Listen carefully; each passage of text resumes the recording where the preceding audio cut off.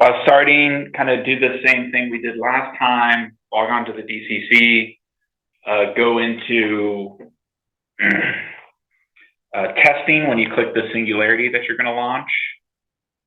And then just make sure that you are, so you testing. And then once you've launched and you're in our studio, you're going to want to pull the latest edition. So that's going to involve going to Git and then clicking pull. And then you should see CFAR Workshop Part 2, Day 2 listed there.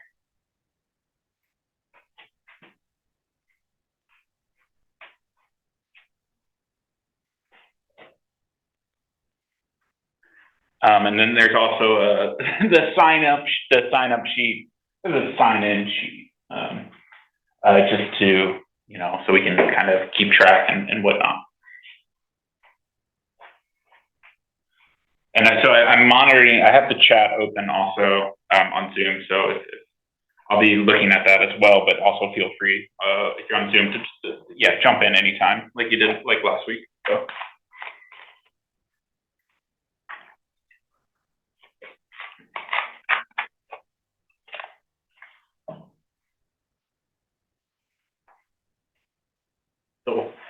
1:05, and then we'll start.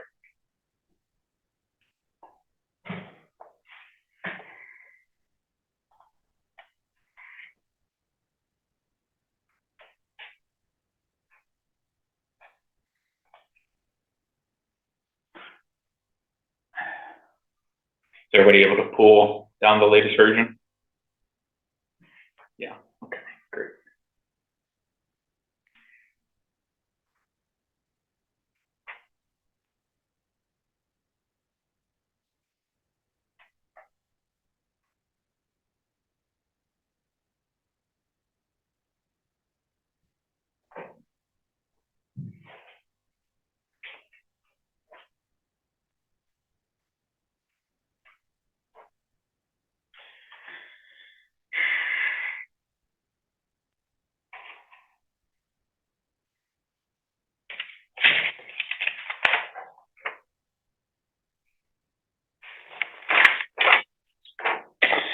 Left the Duke.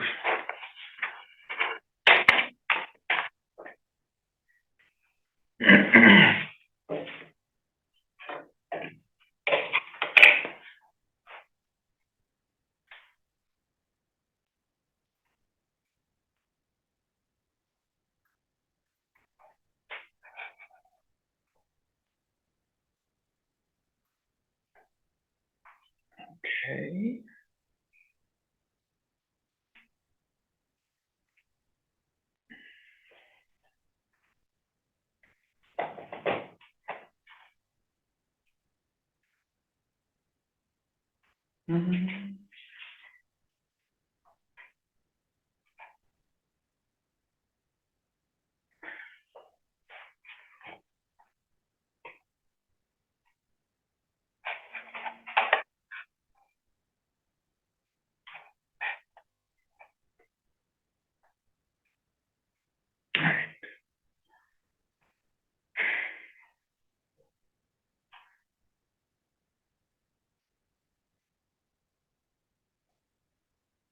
Okay, so we'll go ahead and start.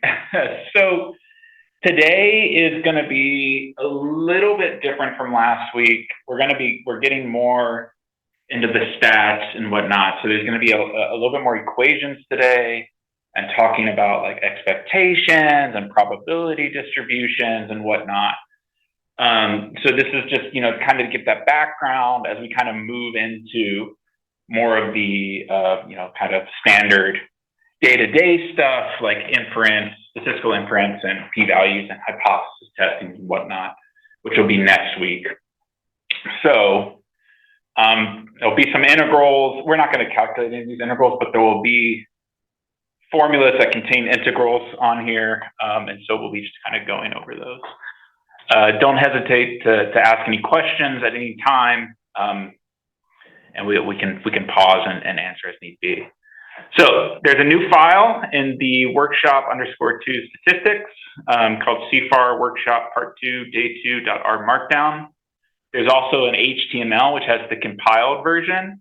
For this, it sounded like from last week that people preferred kind of just going through the R markdown in the visual mode, so we're just going to do that today. So we'll kind of load the necessary libraries, if need be, and again, there's the sign up sheet. Feel free, if you haven't already, go in there and put a little X by your name for day 2. So today we're going to be talking about probabilities and distributions. So talking about random variables, population parameters and sample statistics, sampling distributions, the normal, central limit theorem, and then we'll be talking about confidence intervals as well, and how you potentially interpret those. And so we'll be talking, it's going to be case study 1 and case study 2, same case studies from last week. So case study 1, if you remember, was an efficacy trial of that 5-dose vaccine, HIV/AIDS vaccine. And we're going to be reading in some of the risk data that they have for this data set. And then case study 2 is that secondary data set in South Africa, amongst looking at whether or not people are maintaining their medications. So we're going to read in case study 1 first. And so did I just go to the end? No, here we go. All right. So we'll read it in. This is just reading in the dictionary so we can see what are the data set, what are the variables definition. And then we're going to read in the case 1 risk. So this is BLB, H risk, _ imputed, because there's a couple instances where people had missing data and they just did a single imputation of that data set. And so this is going to be, there's a lot of data in here. So you can see it has, the publication ID, the treatment. This is all kind of standard stuff we kind of had. And then it's starting to get into more of the behavioral risk variables. So the number of male partners. This is actually binary based on it being 3 or more. HIV positive male partner, unprotected insertive anal sex, female partner, transgender partner, gonorrhea, marijuana use, cocaine use, and so on. And so we'll kind of be using that to look at some definitions of proportions, because all these are yes/no variables as coordinates. So last week, this is specifically directed at you, Elizabeth, about the risk score. So I looked at it, and it was just based on 2 variables, and so it was like a weighted score that they defined. So it didn't seem to be like a standard measurement, but it was based on whether or not they had more than 3 male sexual partners or unprotected receptive anal sex. And then there was a weighted score of those measures. But that's just an aside from last week. All right, and then next up is case study 2. And we're going to define this variable based on there being undetectable viral load. We'll be using this later on in the class. So this is just taking that data set. I'm transforming the viral load data to log 10, and then I'm basically saying if the viral load is less than 50, I'm going to code it as 1, otherwise I'm going to code it as 0. This will play into later based on undetectable. As an aside, I noticed that there is, I don't know this data set. We're probably going to change this data set later on, because there's an instance where it's recording someone as having 0 CD4 counts, which I don't think can biologically happen, to the best of my knowledge. And there's like a few instances of people having like under 10 CD4 count, which seems like that's, yeah, because I know under 200 is you're diagnosed with AIDS, but I guess when you're dead, it could get that low, right? But I would think it would not be 10 or 1. So anyway, we're going to drop this one person that has 0. There's some other people in there that have 1 or 2 CD4 counts. We're just going to use that as is for now. And we'll, just data, check the data, right? Data have problems. Humans are flawed. A lot of these data sets are collected by humans, therefore the data is flawed. So we're just gonna, what this is doing is grouping by the ID, And then we're going to filter, and this is basically saying, hey, if any of those CD4 counts is equal to 0 within that ID, drop that ID. And then we're just getting rid of the grouping. Okay. And then we're going to be defining. We're just going to take the kind of the follow-up data, and then we're going to summarize based on them ever having undetectable viral load. So that we're going to be looking at this later on. And then we can merge it with baseline data to kind of get this data set that we're going to be using later on. And let's just remove this. So this RN removes something from the environment. So that way, if we type in case 2 follow-up, it's no longer in the environment. And so it's just kind of a way to kind of keep things clean. Okay. Any questions so far? Been good? Okay. All right, let's move into probability and distribution. So just some general definitions before we get started. We have population, right? It's a collection of some elements of interest, typically humans in our studies, or sometimes non-human primates or mouse models or whatnot. A variable, which we'll define as a characteristic that takes different values for different people or different elements within the population. A random sample, which is a subset of independently and randomly selected elements from that population. A random variable, which is a characteristic that takes different values for different elements in that sample. The sample space is the set of all possible outcomes of a random variable. An event is any subset of interest of the possible outcomes in the sample space. And probability is the relative frequency of an outcome to all possible outcomes in that sample space, typically defined as probability that Y belongs to some set space event. So you can think of this as being like probability if age is less than 60 or something like that, where Y is some random variable and A is some subset of that sample space, right?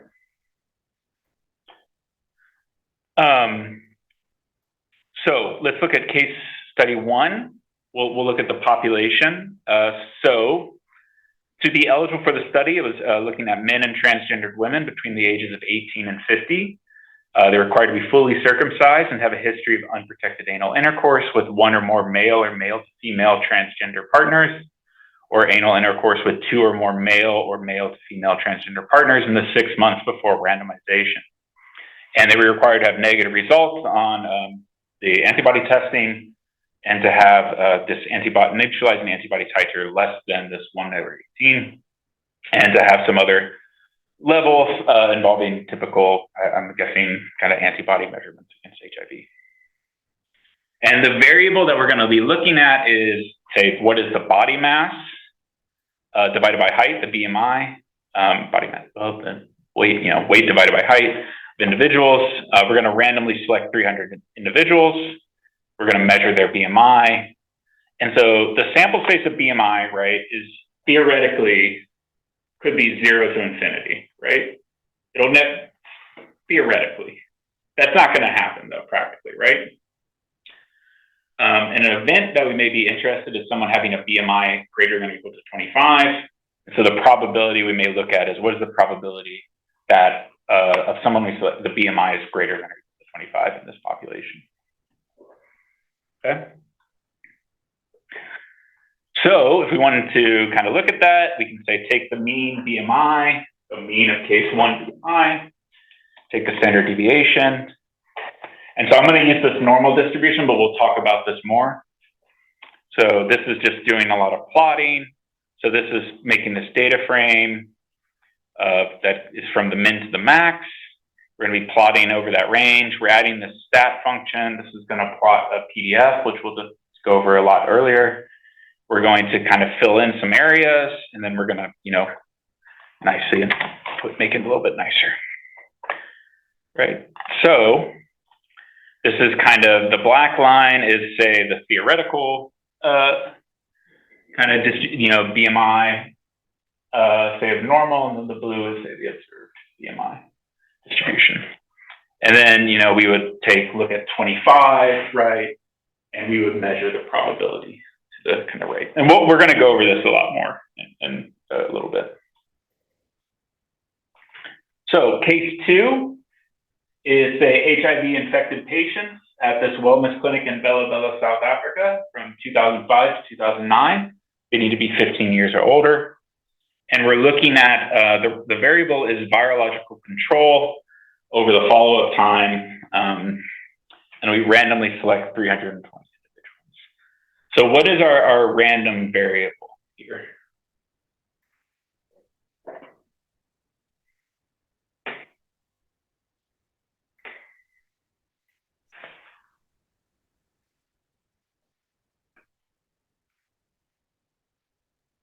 HIV. Hello? Oh, I was about to say, would it be the viral load if it's is it repeated like?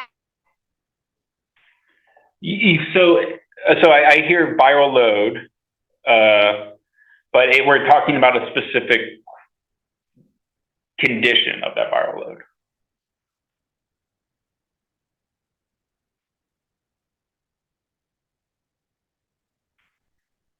So it's being less than 50, right? So having the viral load less than 50 is going to be the random variable. So what is the sample space here? What are the values that can take? 0 and 1? Yep, 0 and 1. Yes or no? Can it happen or can it not?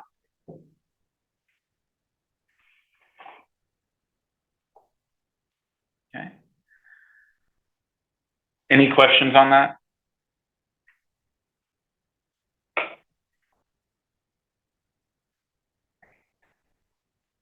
So a random variable is a characteristic that takes different values for different people within the sample. Typically denoted by uppercase letters. They can be discrete, continuous, countable, so on. So, we have virological control. We could also say like hospital readmissions after initial discharge for somebody, which can take 0, 1, 2, and so on. And so then again, remember last week we talked about continuous variables where they can be, kind of on a continuum where they could be uncountable, right? So age, BMI, viral load, CD4 counts, and recovery time after surgery are all kind of examples of some random variables that are continuous.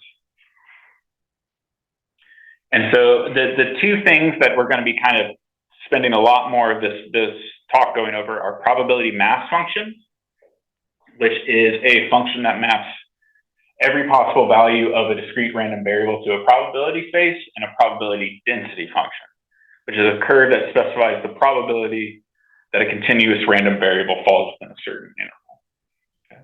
So PMF and PDF are the two words, and we're going to be kind of going over those in quite a bit of detail. All right, so first off, probability mass functions. So these are for discrete random variables, right? So that virological control would be an example of, say, a discrete random variable.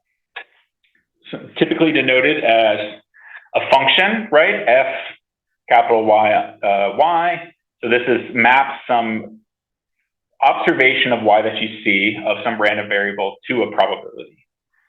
So basically, if you think about it this way, F Y I is equal to the probability that Y is equal to YI. It has a couple of properties. One, it always needs to be between 0 and 1. You can't have negative probability, and you can't have probability greater than 1. And if you sum over all possible discrete values, it should equal 1, right? So we're going to talk about an example.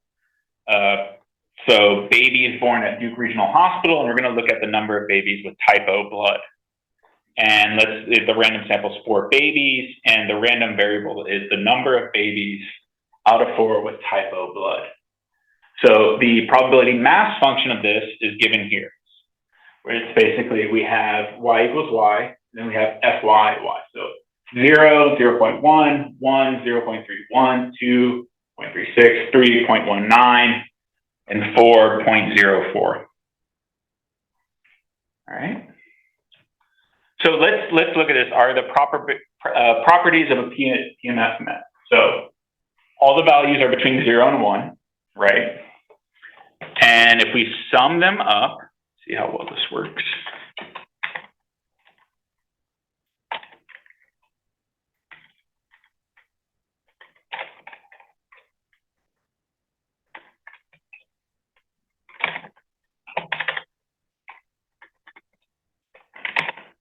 It's 1, right? So I just made a little vector with all those probabilities, and I summed over it. Okay, so great. All right, and so now some questions for y'all. So what is the probability that, say, all 4 babies out of the 4 have type O blood?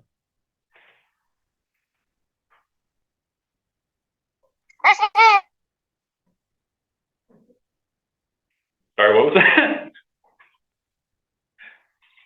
They have 0.1. So this is all 4 babies having type O blood. So this is, Y here is the number of babies out of 4 that have type O blood.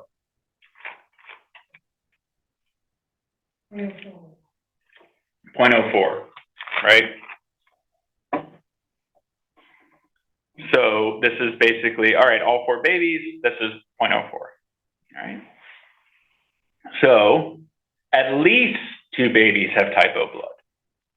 This is saying 2 or more babies.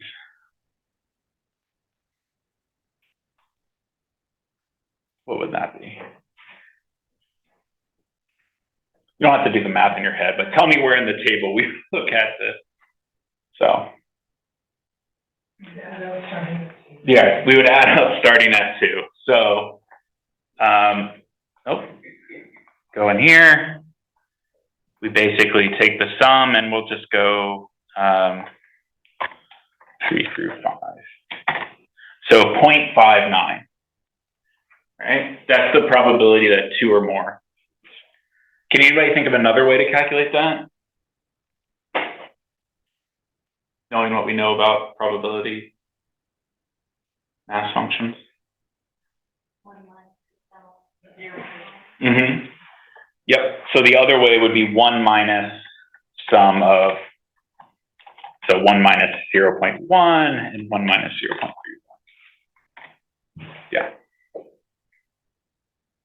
And that would give us 0.59. Yeah. So I see people in the chat also kind of getting it. So, great.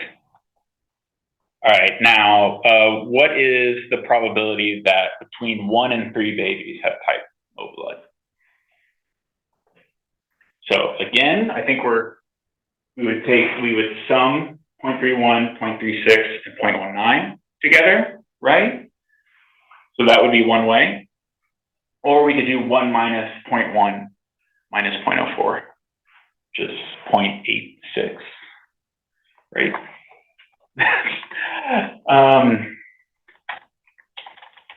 4 minus 0.1. So we get 0.86. Okay. So this is our, our PMF, and we're able to kind of calculate the probability of all these different events. Okay. So now we're going to move into kind of expectation and variance, which are descriptions of this sample distribution we're looking at.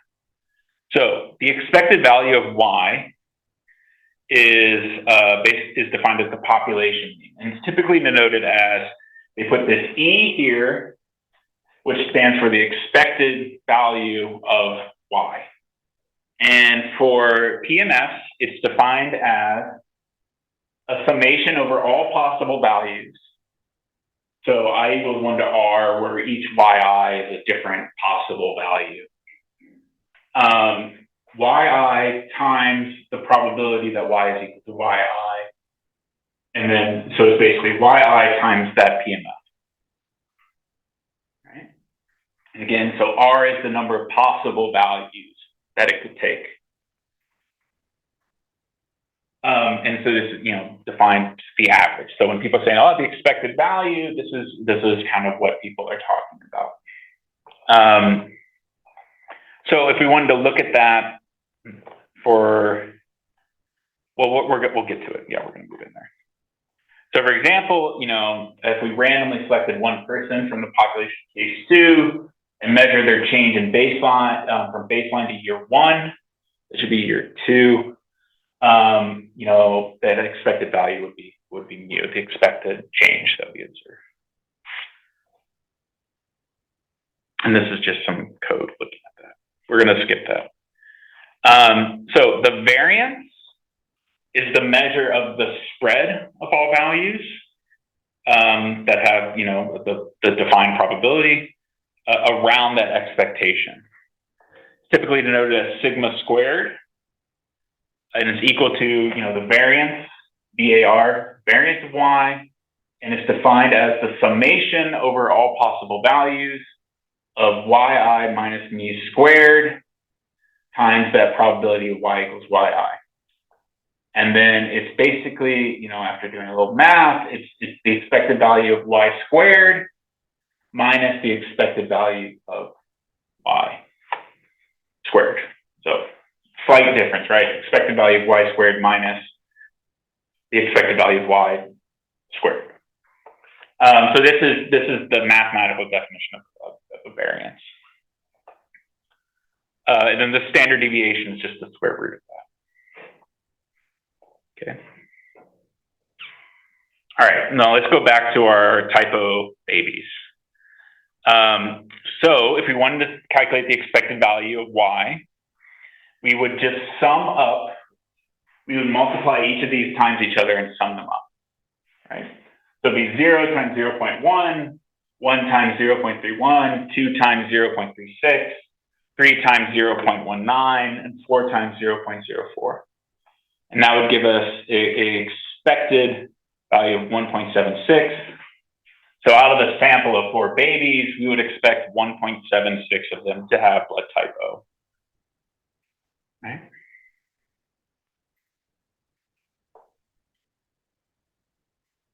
If we wanted to then calculate the expected value of y squared, it's the same idea, but instead now you have yi squared. So it's 0 squared times 0.1, 1 squared times 0.31, 2 squared times 0.36, 3 squared times 0.19, 4 squared times 0.04, and then you get 4.1, right? It's kind of the sum of that. And therefore our variance would be equal to, the expect would be 4.1 minus 1.76. Sorry, I skipped up a little bit. 1.76 squared, which equals roughly 1.0024. Okay. And when calculating the variance, we typically it's just easier to calculate this way. So any questions on that? Or we kind of talk about the binomial distribution, which I think a lot of people have likely heard of, maybe? Any questions?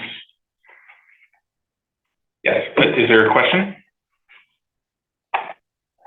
Is that a yes? Heard of the binomial? Oh, no questions. Great. Okay. For the people in the room, I'm reading the chat. So that's what that is. So binomial distribution is probably one of the most common after kind of the normal. And we're looking at, we have some fixed number of trials. So we're going to call that N. And each trial results in either an event or a failure, right? A success, event or non-event, let's say. So, the classic example people give is, the flipping of a fair coin, right? The probability of a success is the same for each trial. So it's always the same. It shouldn't change over time or over the amount of trials. And then the random variable y is the total number of successes in those N trials. And the PMF is denoted here, where this in y is typically, it means in choose y, and it means in factorial y divided by y factorial the times n minus y. So the factorial is basically, so 4 factorial is just equal to 4 times 3 times 2 times 1. And, you know, whenever I see this, I say that n choose y. So out of n possible events, how many different ways are there to choose y of them, right? So we're kind of dividing up that probability space. And then it's pi y, where pi is, say, the probability of that event, and then times 1 minus pi into the minus y, what is the probability of not having an event. Okay. So y can take values of 0 up to n, and that pi is bounded between 0 and 1. The expectation of y is equal to n times pi, and the variance of y is equal to n pi times 1 minus pi. Right. A special case of this is when n equals to 1. This is called a Bernoulli trial. And a binomial distribution is actually just a sum of these independent Bernoulli trials. So that's any questions on the binomial distribution? Bernoulli. Okay. So how do we look at this in R? So the distributions in R, they always have the same kind of naming, where if there's a D in front, it corresponds to the density or mass for a discrete variable. Distribution is P, quartile is Q, and random number generator is R. So for the case where we have a binomial with n and pi, or probability, the D binom, basically what is the probability that y is equal to x? P binom is the probability that y is less than or equal to some value q. Q binom is finds basically the q that would give you the probability. So like if you wanted to find, hey, what is the value such that 50% of the data is less than or equal to this? No, 50%, the probability is 50% or less. It would give you that. And then R binom will generate a random sample from that data, from that designated distribution. So there's an R norm, there's an RT, there's an RF, there's an R exponential, there's an R Poisson, and so on. Okay. Any questions on that? No. We'll get into some more coding in a little bit. Okay, so probability density function. So now we're talking about continuous random variables. Again, kind of the same notation, Fy of y. So maps some interval of y values to an area under the curve over that interval. And so the area under the curve is kind of the probability that y falls within that interval. It has very similar properties to what we talked about before. It's always greater than or equal to 0. If you integrate from negative infinity to infinity, it should be equal to 1. And the probability that y is less than or equal is between a and b is the integral from a to b of that function. Okay. And as a word, for a truly continuous variable, the probability that y is equal to a is equal to 0. Okay. Because if you think about it, you're taking the integral from a to a. That's going to be 0.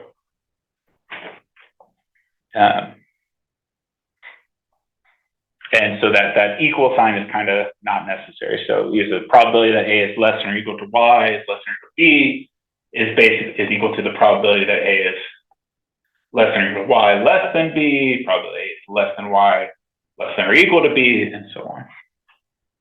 Okay. So if we looked at, say, individuals who have acquired, say our example, so I'm assuming this is an example from TUI. So HIV-associated fungal infection, and we look at the survival time after acquiring the infection. So our random sample is one individual, and then our Y would say the survival time in days after the infection is acquired. And the PDF would be given in this form, where you have f y of y is equal to 1/20 exponential of negative y over 20. And the range of possible values is 0 to infinity, right? Now, it's never infinity, right? Like typically, 200, 300, the probability is 0, basically, but, it's technically, theoretically possible. So if we want, we can look at what this looks like. So let's generate some data. So let's generate a sequence from 0 to 100 by just 0.1. Let's make our function, our PDF function. So this is basically a function of y, and it goes to this formula that we have here. So now we have this function. So we go f of y of 4, it's going to give us a value, right? And let's make a data frame that we're then going to pass to ggplot. So now we have this data set where we have a y value, and then we have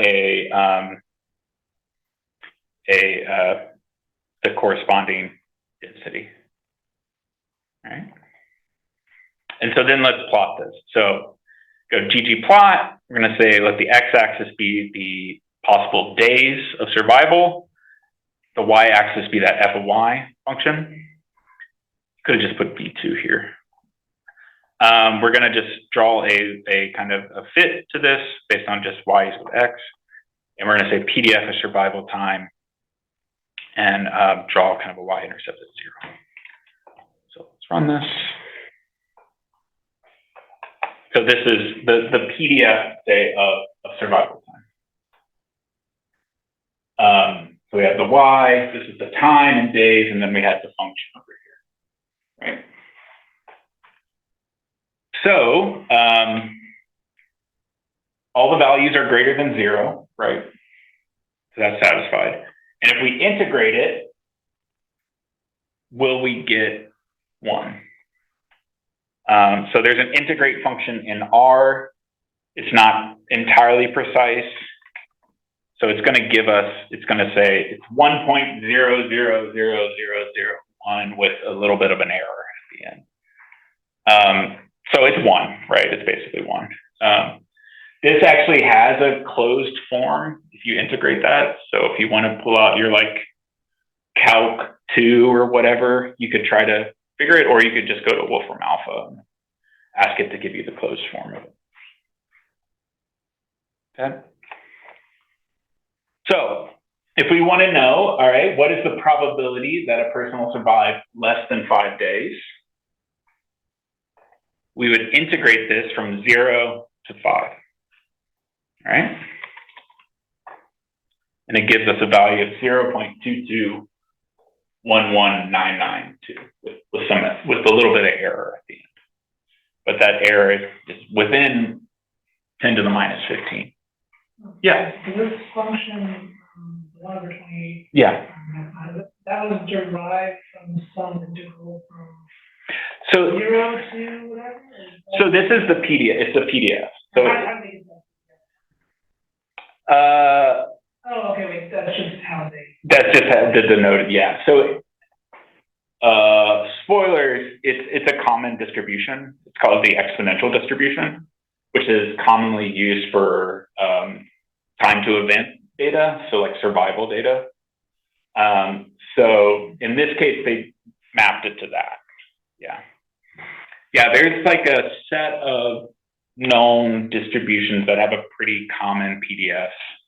They're usually in the back of any old statistics books, along with the critical values, which I don't think anyone uses anymore. But yeah, that's where it comes from. Yeah. Okay. And then, yeah, again, this has a closed form. So if you wanted to, you could calculate it, but we won't do that. So this is, basically, this is some anti-integral if you wanted to calculate it and figure out the value, but we'll ignore that. And you can kind of plot this.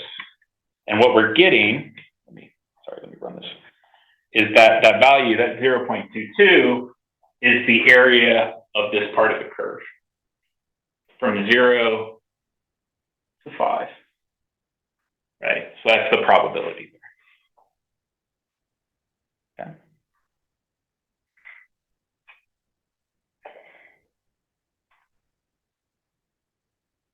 So again, if we wanted to know, say, survive between 5 and 15 days, we could do that integrate function again. Will give us a value of 0.30.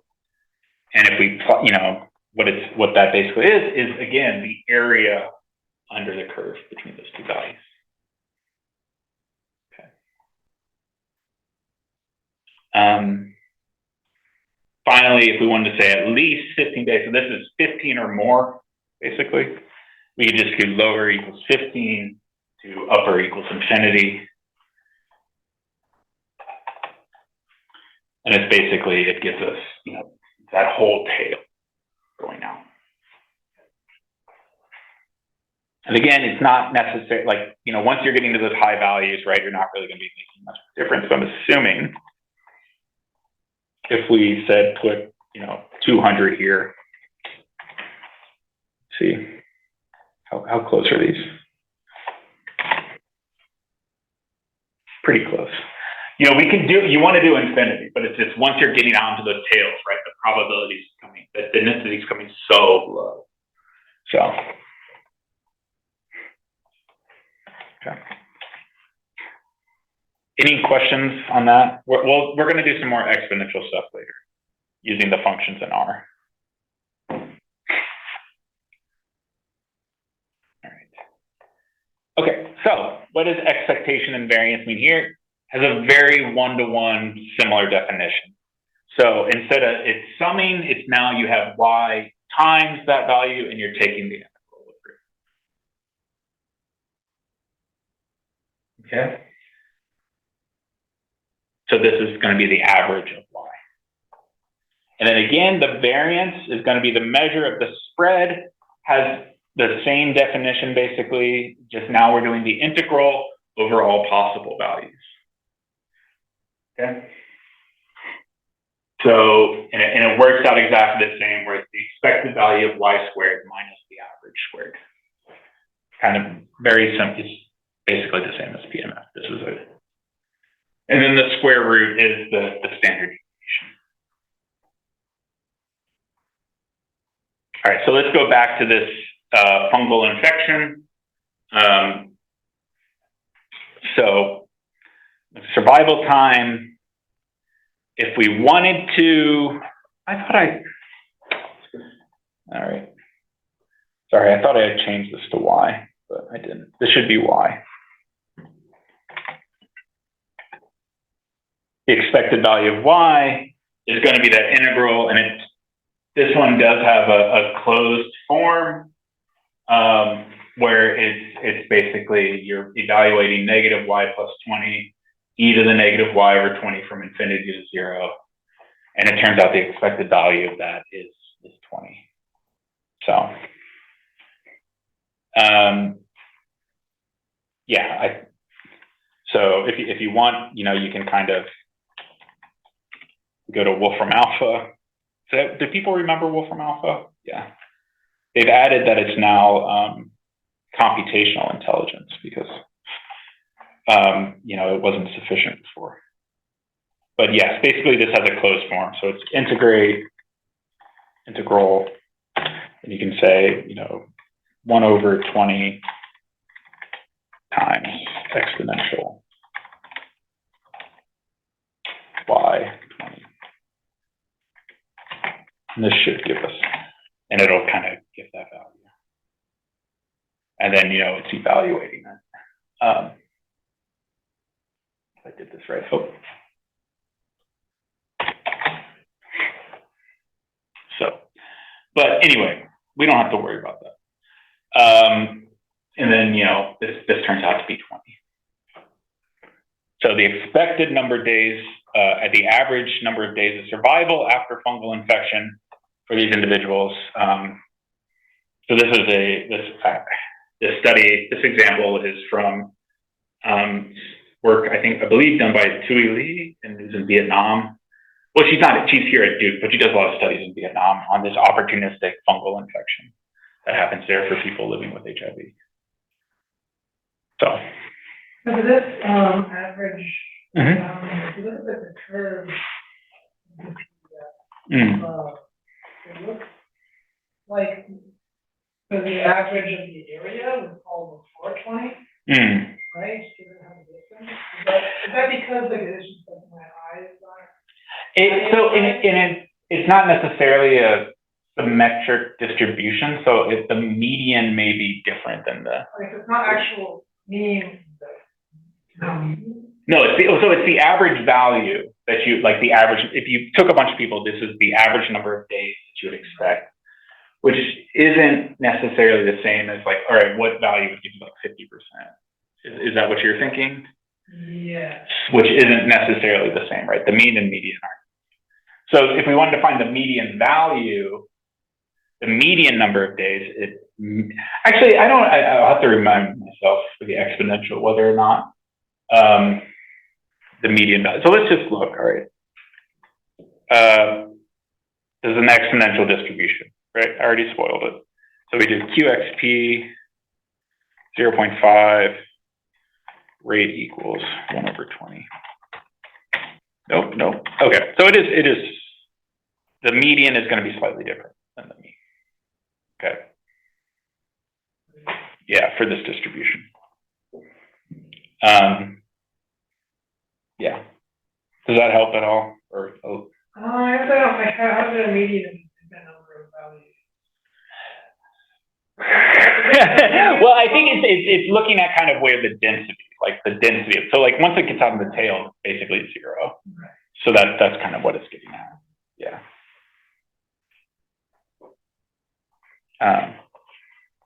So if we did, let's double check this real quick.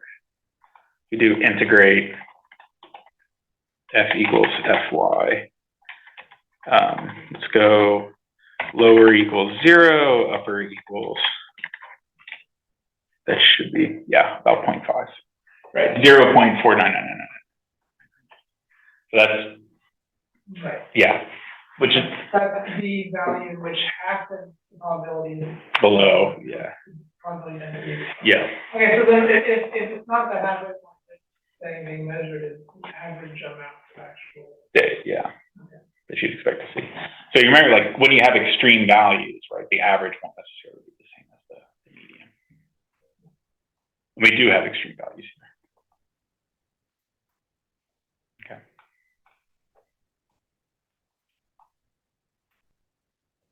All right. Okay, so if we wanted to calculate that expectation, we could define the function EY fun, which is function y, and it's y times that distribution, right? And we could then integrate it from 0 to infinity, and it's going to tell us it's 20. And then if we wanted to calculate the second moment, so we could calculate the variance, we'd get 800. And then if we want to calculate the variance, we could either just subtract 800 minus 20 squared, or we could calculate, create that function again where it's y minus 20 squared. And that gives us 400. Okay. Any questions so far about this expectation and variance for continuous variables?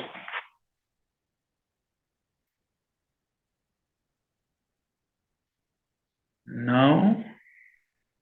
Okay. All right. So now we're going to get to the normal distribution, also known as the Gaussian, after Gauss. Was he German? He was German. Okay.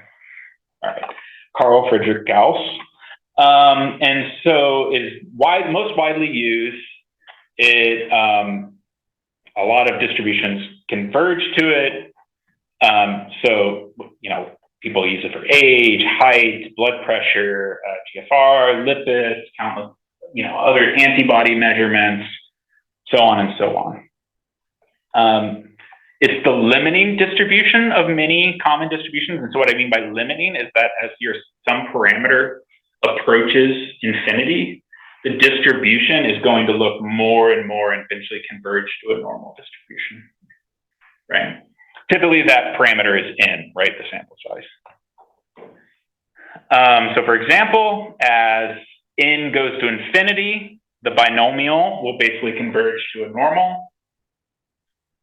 And we're going to go over some actual examples of that later. Okay, so what does the PDF look like? So the PDF is 1 over, I'm not going to read this. I was about to read this. You can see it.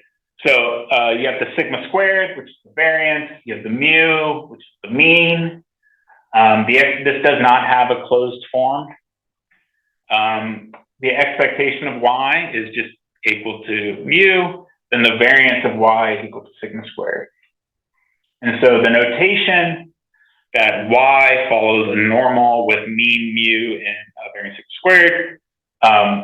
Well, I just said it. So if y if you see something written like this, it means y is normal, right? We're not going to get into it here. It may come up later on in the second half. There's also like multivariate normal, which is when you have a group of variables that each of their own follow a normal distribution, and then they have some variance structure. It's bell-shaped and it's symmetric. So the mean and the median are the same. And there are two parameters that completely describe it, mu and sigma squared. So we're gonna plot some examples of some normals. So D norm is the density, so that's gonna give us the PMF. And here we're just giving a couple different examples of some data. Okay. So this is saying a sequence from negative to 3 that's length 1,000, right? So this is going to give us 4 different normal distributions. So you can see, let me pop this out. The legend should be on the left side. So you can see like, all right, green, this is a normal with mean 2 and variance 36. So it's very wide. Red is a normal with mean 10 and variance 4. The black is a normal with mean 0 and variance 1. And then the blue is a mean normal 10, variance 16.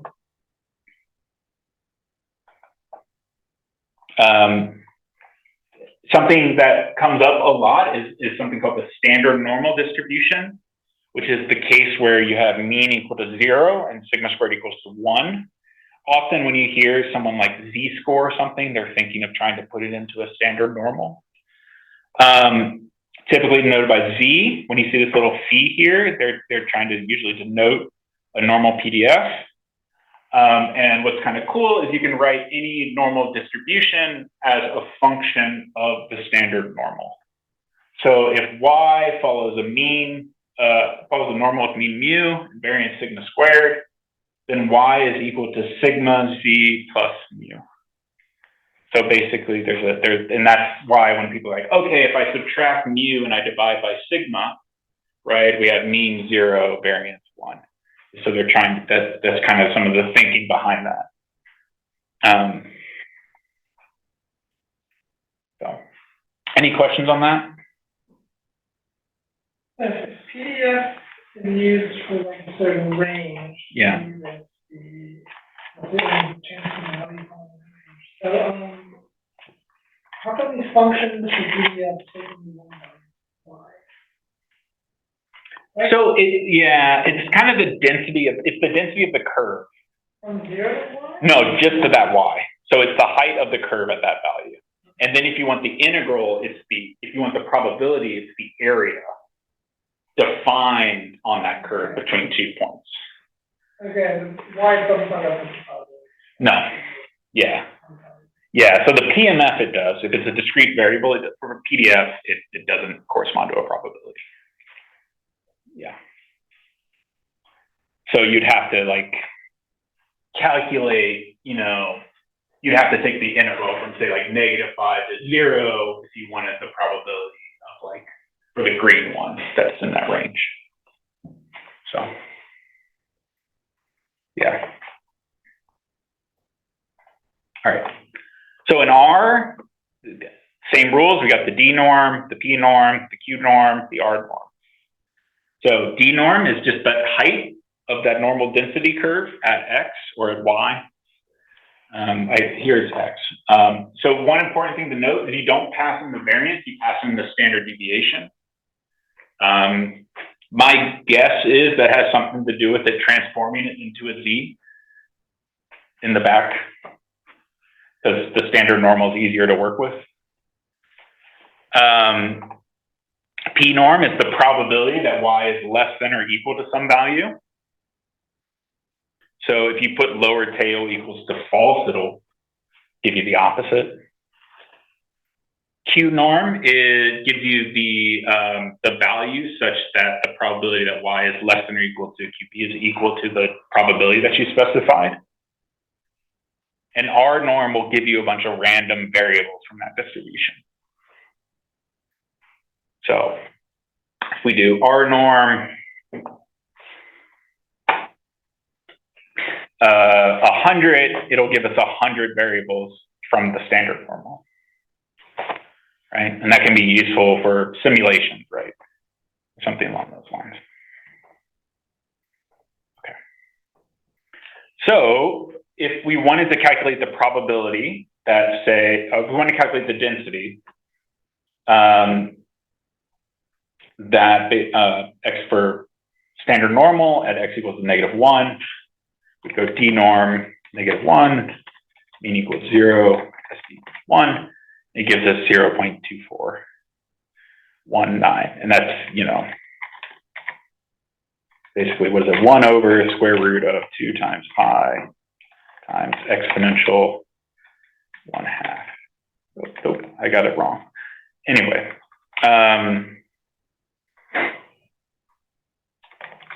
don't worry about that part. So that's what the density function is doing. Let me check this again. 2 times pi exponential. Oh, that's why. Exponential.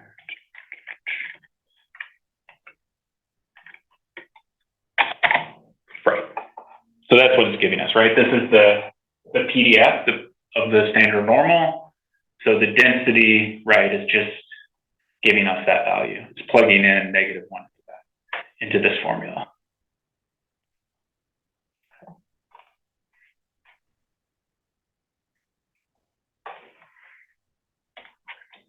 And we can see like where that is on the plot. So it's right here. What would be the density if you put at Y equals to 1?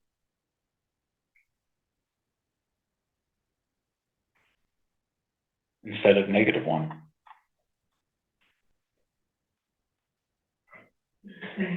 It'd be the same because it's symmetric about the mean. All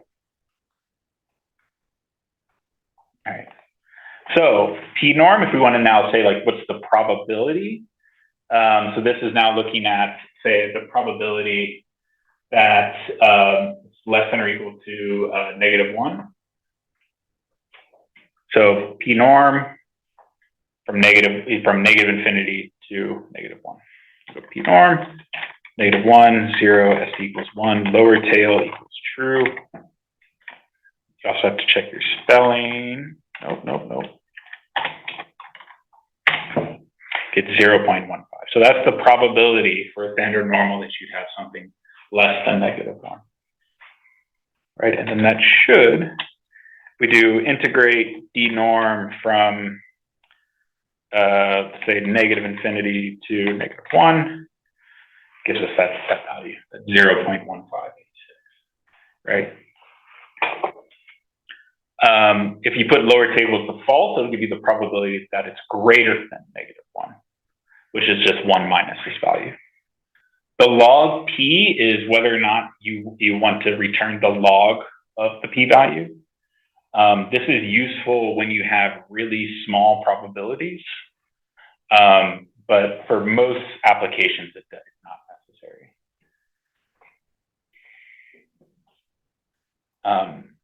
Yeah, and so what it's giving us is the integral here, right, from negative infinity to negative 1. Approximately 0.16. Right? And then if we wanted the value that would give us 0.16, such that, you know, it's less than, such that the probability is less than 0.1, less than that value is equal to 0.16, we do Q norm, 0.16. If you don't specify the mean, so if I just do Q norm 0.16, it just by default assumes it's a standard normal.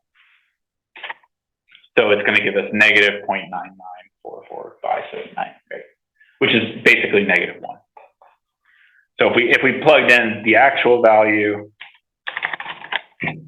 it's just, there's some rounding going on there. It can't get it exactly finite, exactly precise. Okay. So you can see the 0.46, and there's that value of basically negative 1 right there. Okay. Any questions before we move into exercises? All right, no? Probably have some questions next, right? Okay. How do you all want to do this? Would you like to work on them first or work on them together?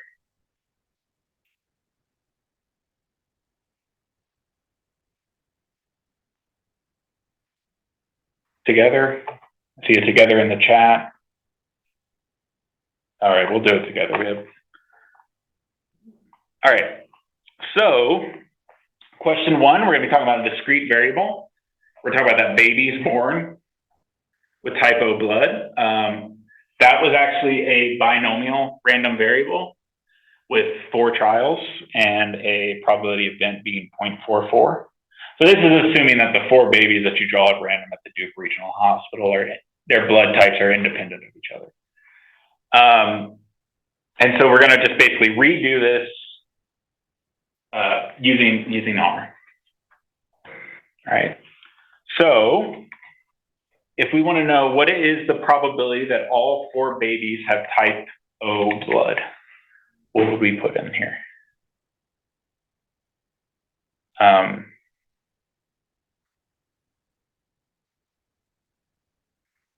Remember, D is for density, P is less than or equal, Q is quartile, and R is random.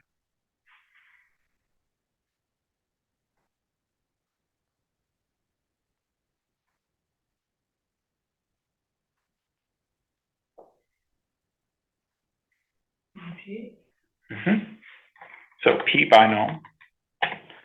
And then what are we going to put there for Q?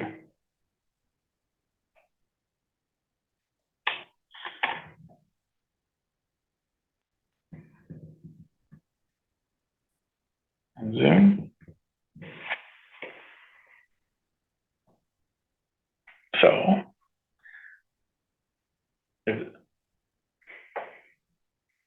say all 4 babies. So we're going to say 4.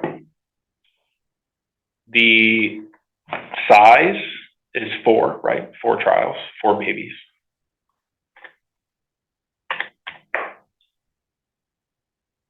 And then the probability is 0.44, right? So this is the probability that for 4 babies, out of 4 babies, you get 4 that are type O, right? Sorry, this should be D, my bad. D binom, and then instead of Q, this should be X. Apologies.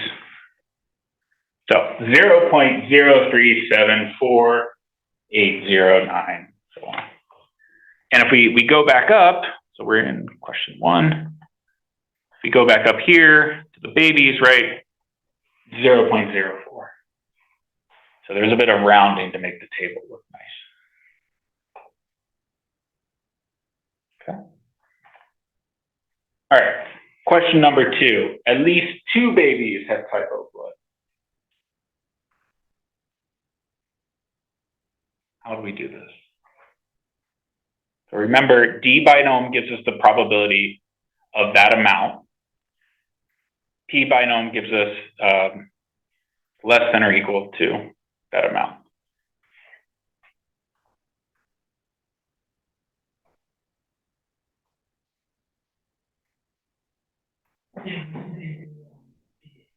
Mm-hmm.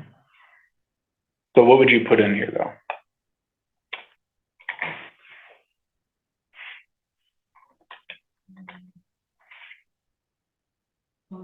Q.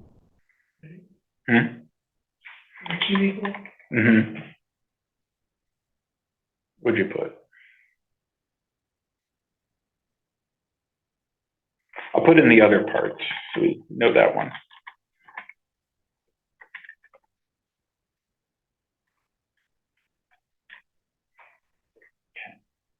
So we want 2 or more. And this is less than or equal to P binom.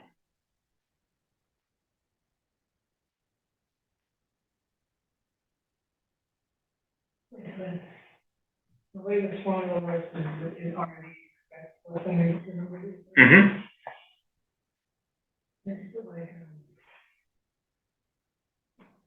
Negative sign or something? So there's also this lower tail equals true part.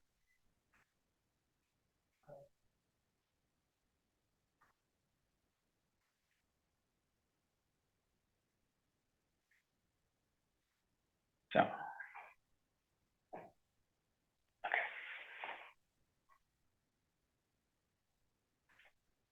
So,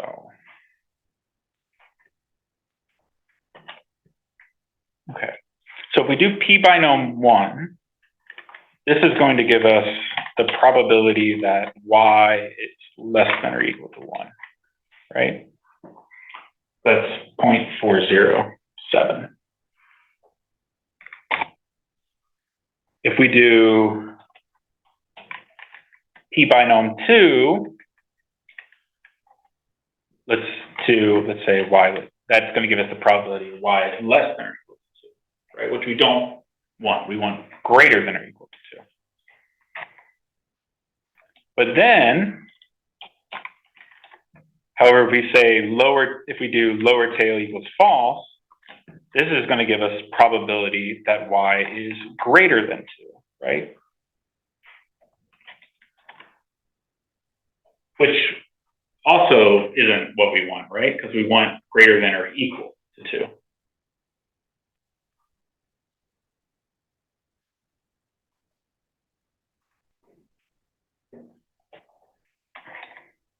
So based on that kind of lower tail part, what's something we could add to one of these to get it to kind of give us what we want?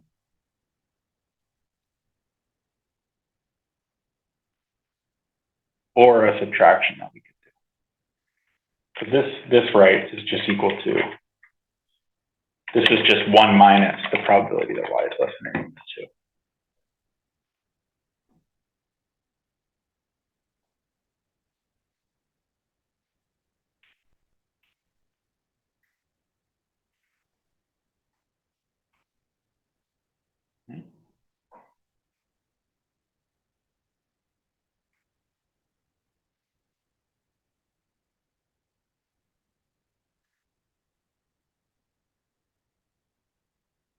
Okay. So if, all right, let's think about it this way. If we just did it That's straightforward, right? If we did D binom 2, 4, 0, you should always specify it, like by default to be order, but you should always specify size equals 4, prob equals, just for readability. Sorry, I was starting to just put it in.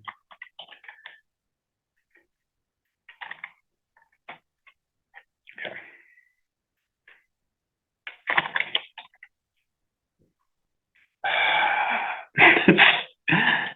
They don't know D binom.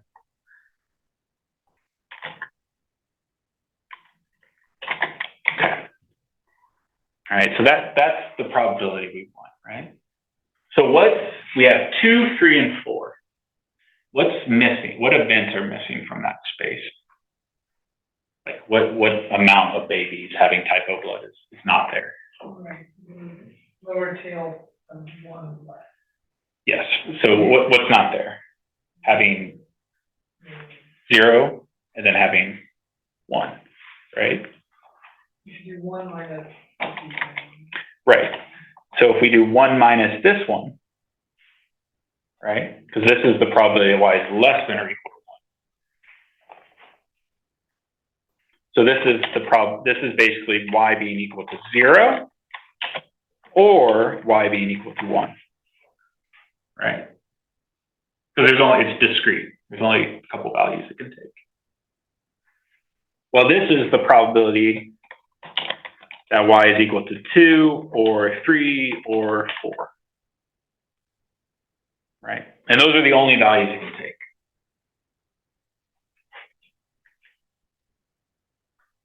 So based on that, and we know that it has to sum up to 1, right? All these probabilities have to sum up to 1. So if we do 1 minus this, that's basically saying, hey, we take the whole sample space, right, which has all these different 0, 1, 2, 3, or 4, and we take out the events we don't want, which is 0 and 1, right? 0 babies having type 0 blood, type O blood, or 1 baby having type O blood. That'll also give us the answer. Because those are 0 and 1 are events we're not interested in. Any questions on that?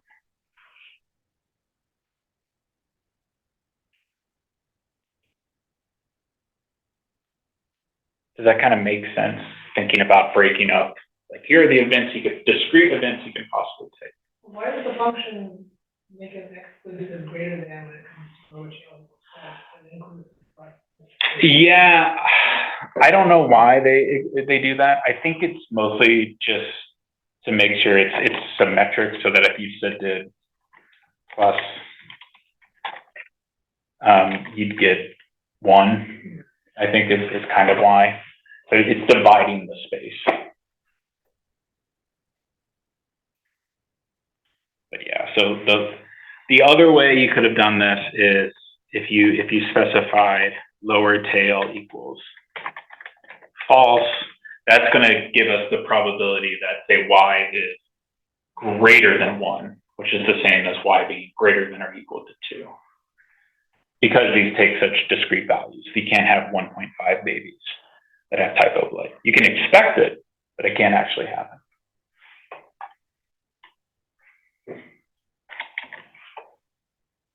Yeah. Okay. So I just want to make sure, has anybody raised any hands in the chat? Because I realize there's 2 parts of the chat that 2 boxes in Zoom I can't see.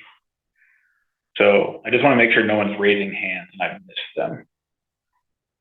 I can see the chat, I just can't see, I don't think I can see Courtney's hands if she ever raises it. Someone else. So I just want to make sure if you have a question, make sure to put it in the chat. I can't see hand raises. It's a little hand emotion that Zoom has. Okay. Sorry, that was an aside. All right, so next up, all right, let's do this. We're going to do between 1 and 3 babies. All right. So let's think about the space again, right? So we have 0, 1, 2, 3, 4. So the easiest way to do this, right, is just that D binom, and we'll just do 1, size equals 4, 0.44. And then we'll just kind of add them up, right?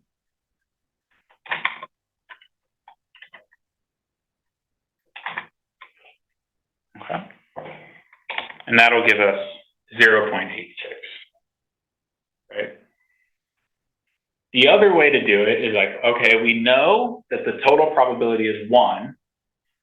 So let's subtract out the probabilities of events we're not interested in, which are 0 and 4, right? So if we do 1 minus D binom,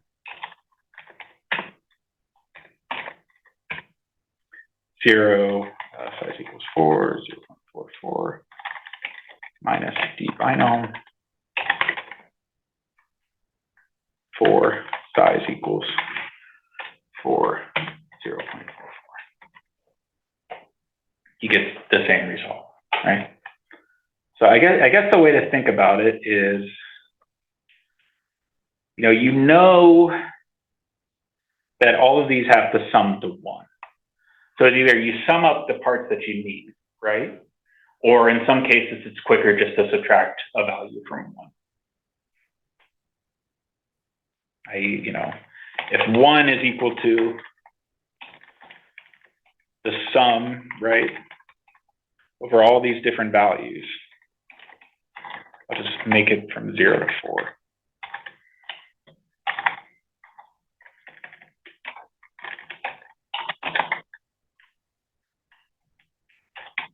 Sorry, I'm forgetting my latex. Does that work? There we go. Choose for whatever it is. F of y, f of I. You just have to think, all right, well, what events on the right-hand side do I have to subtract from 1 to get the space I'm interested in?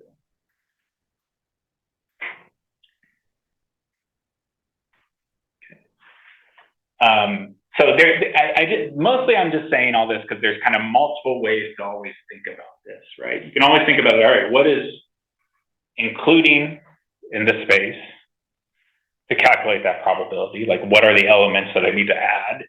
Or you can think of, all right, given the whole space, what are the things that I'm not interested in to kind of get the probability? So I don't know. It's just another way to think about it, if it's useful. Okay.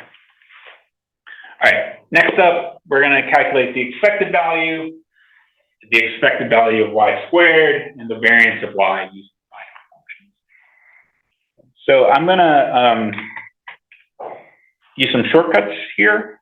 So when you do d binom, you give it an x, but you can specify a vector, right? So you could say 0 through 4.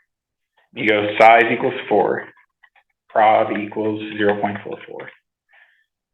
And it'll give you the probability of each of those, right?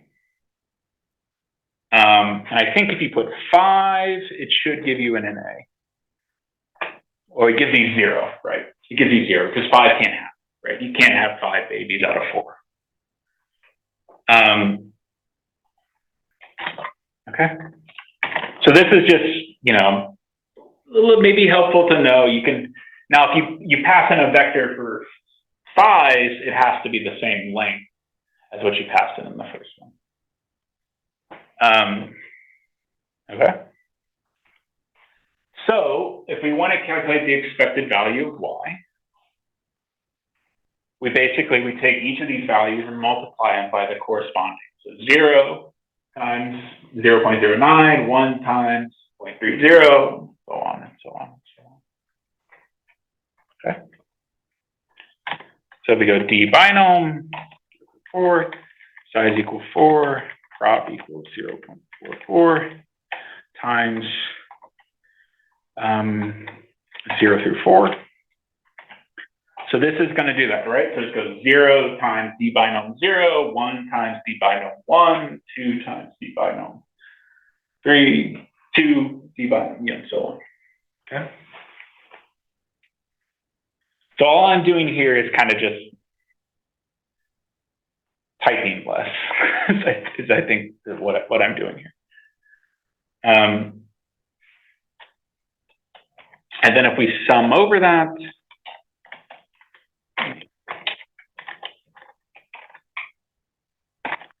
we will get 1.76, right? Which is the same as 4 times 0.44. Okay. And again, all I did was just take d binom 0, and just sum. I just did it in one instead. All right. So let's save that. Call this our binom expectation binom y. That was a 6, but whatever. Okay. Now, if we want to do it find the second moment, so the expectation of y, typically, so you can take the expectation of y raised to a power. If you ever hear a stats person or a math person say the second moment or the third moment, they're talking about the expectation of y raised to that power that they just said. So I just said second moment, what I meant to say was the expected value of y squared. So here, what I'm going to do is, if you remember, the expectation is basically the summation, right, of yi times that function. So for y squared, it's the summation of yi squared times those probabilities. Okay. So what I'm going to do is y squared, and then I'm going to square this part. So I'm squaring the 0 through 4 part, and then summing over them. So that's going to give me the second moment. 4.0832. And then we want the variance, this value minus this value squared, for 0.9856, which is equal to 4 times 1 minus 0.4.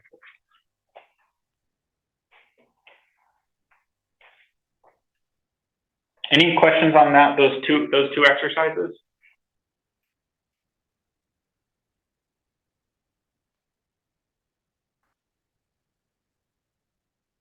No? Okay. All right. How are we doing on time? Okay. So next up, we're going to do these PDFs. So this is now, we're going to look at that exponential function, which we were talking about earlier, the survival. So recall there's the R, XP, PXP, QXP, DXP. So if we help not PXT, this is basically the family of the exponential. So we have, the density, the probability, the quantile, and the random for some rate. All right. So the person will survive less than 5 days. What should we put in there?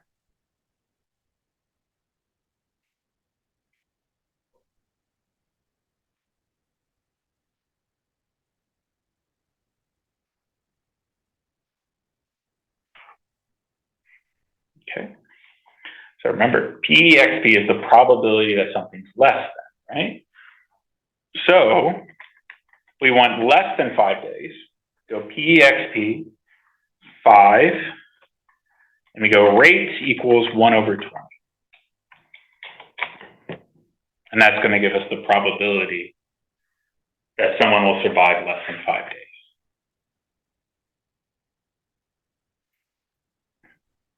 All right. Now, if we want to say between, we want 5 and 15. All right. So this one,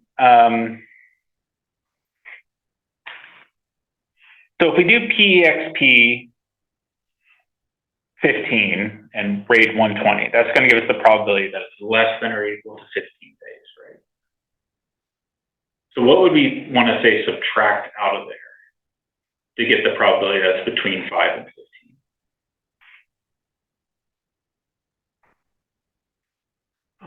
Do the 16. Yeah. So if you think about this, the probability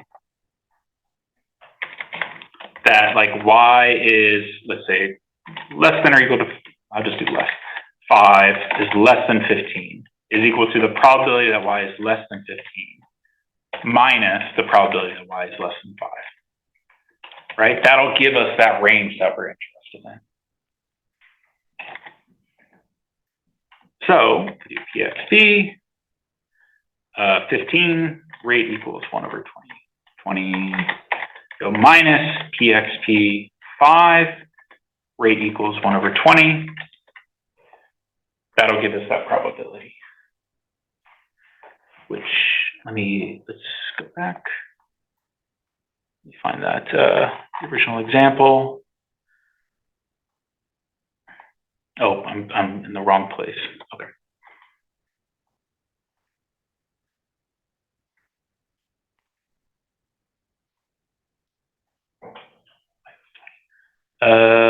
Oh yeah. Okay. So we do that integrate.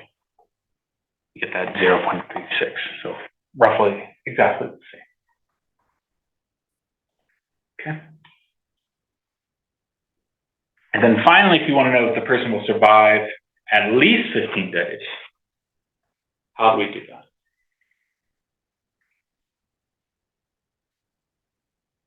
This, doing the discrete variable, still no, this would be. This is a continuous one, yeah. Right, you can't just do 1 minus PXP. Yep. That would do it. Okay. Because for continuous, the equal is kind of, doesn't matter. For truly continuous variables, yeah. So we would do 1 minus PXP 15, rate equals 1/20. Or because we're in the continuous, we can use that lower tail option now. So we could do PXP 15, rate equals 1/20, lower tail equals true. And false.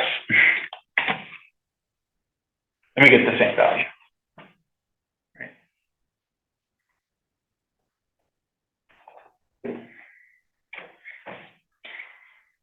So, here it's with these continuous, it's basically you're dividing the space up, right? So it's like 1 is equal to the probability that y is less than or equal to 15 plus the probability that y is greater than or equal to 15.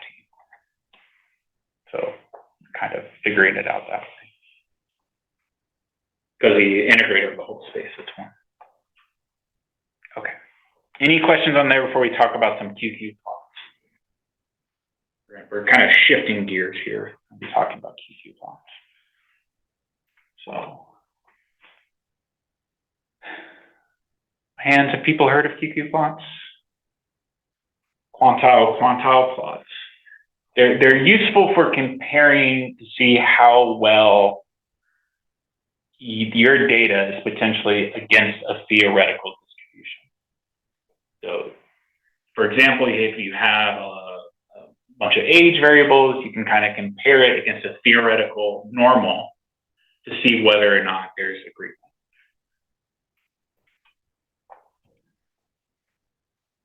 So plotting the sample quantiles against what would be expected from a normal distribution can kind of help determining whether or not, say, your data is normal or some other distribution.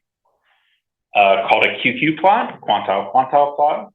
So it plots quantiles of the observed data versus the quantiles of the theoretical normal distribution. It doesn't have to be the normal distribution. It's just what people use most often. I also see it a lot for p-values, like people will look at distributions of p-values against a theoretical distribution of p-values to see whether or not there's inflation. And so then like a straight line between the two potentially gives you that the assumption is reasonable. There's various functions that can do it, take QQ norm or QQ line. So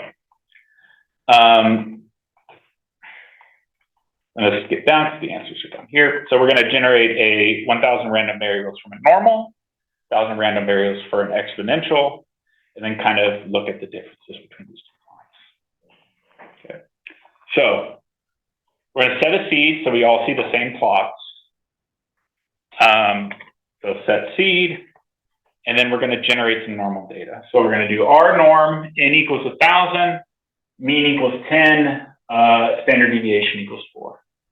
And then we're sorting them. We're just going to sort them from smallest to largest so that it's easier to compare to the theoretical quantiles. Okay. Wait, and then we're going to do the same for the exponential. We're going to do R exponential, 1,000. We're going to from a rate of 1/20.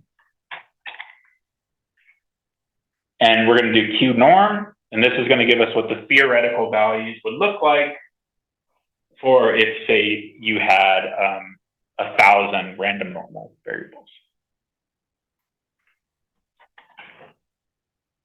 Oh, sorry, Q norm is the quantiles. We're going to look at the quantiles. The P points is the theoretical.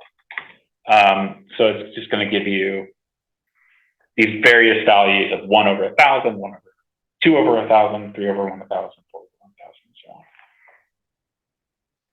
And then X exponential, similar thing for the Q exponential. Sorry about the QQ plot thing. Q norm is the quantiles.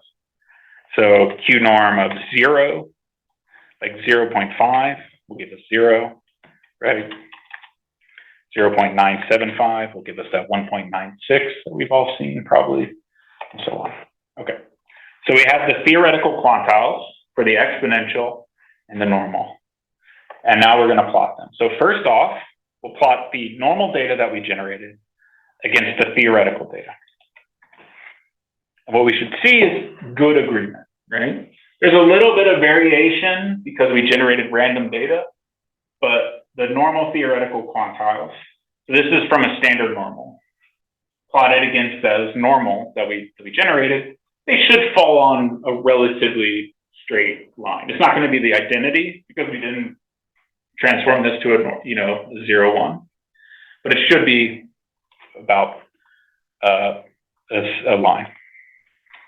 If we do the exponential, we'll see something similar, right? Where it's kind of a one, there's a nice straight line between the two. Now, if we look at, say, the exponential, the theoretical exponential versus the normal sample quantiles, we should not see any agreement, right? I mean, there's definitely a distribution going on there. There's a transformation from the normal to the exponential, but you're not seeing that. And then likewise, if we do look at the normal theoretical versus the exponential, we're going to see the reverse. Right? So this is a way, if you have some data where you can look and see, all right, I think that this data should be a normal. If I plot it against the theoretical quantiles of a normal, do I see a straight line? Right? And if you don't, some evidence to suggest that you maybe don't have data that's normal or exponential or whatever you think the distribution is. Okay. Any questions before we take a break? I realize I've kind of gone on. We still have a good amount of time, but we should still take like a 5-minute break. Any questions though? Before we take a 5-minute break, come back at like, let's say 2:41.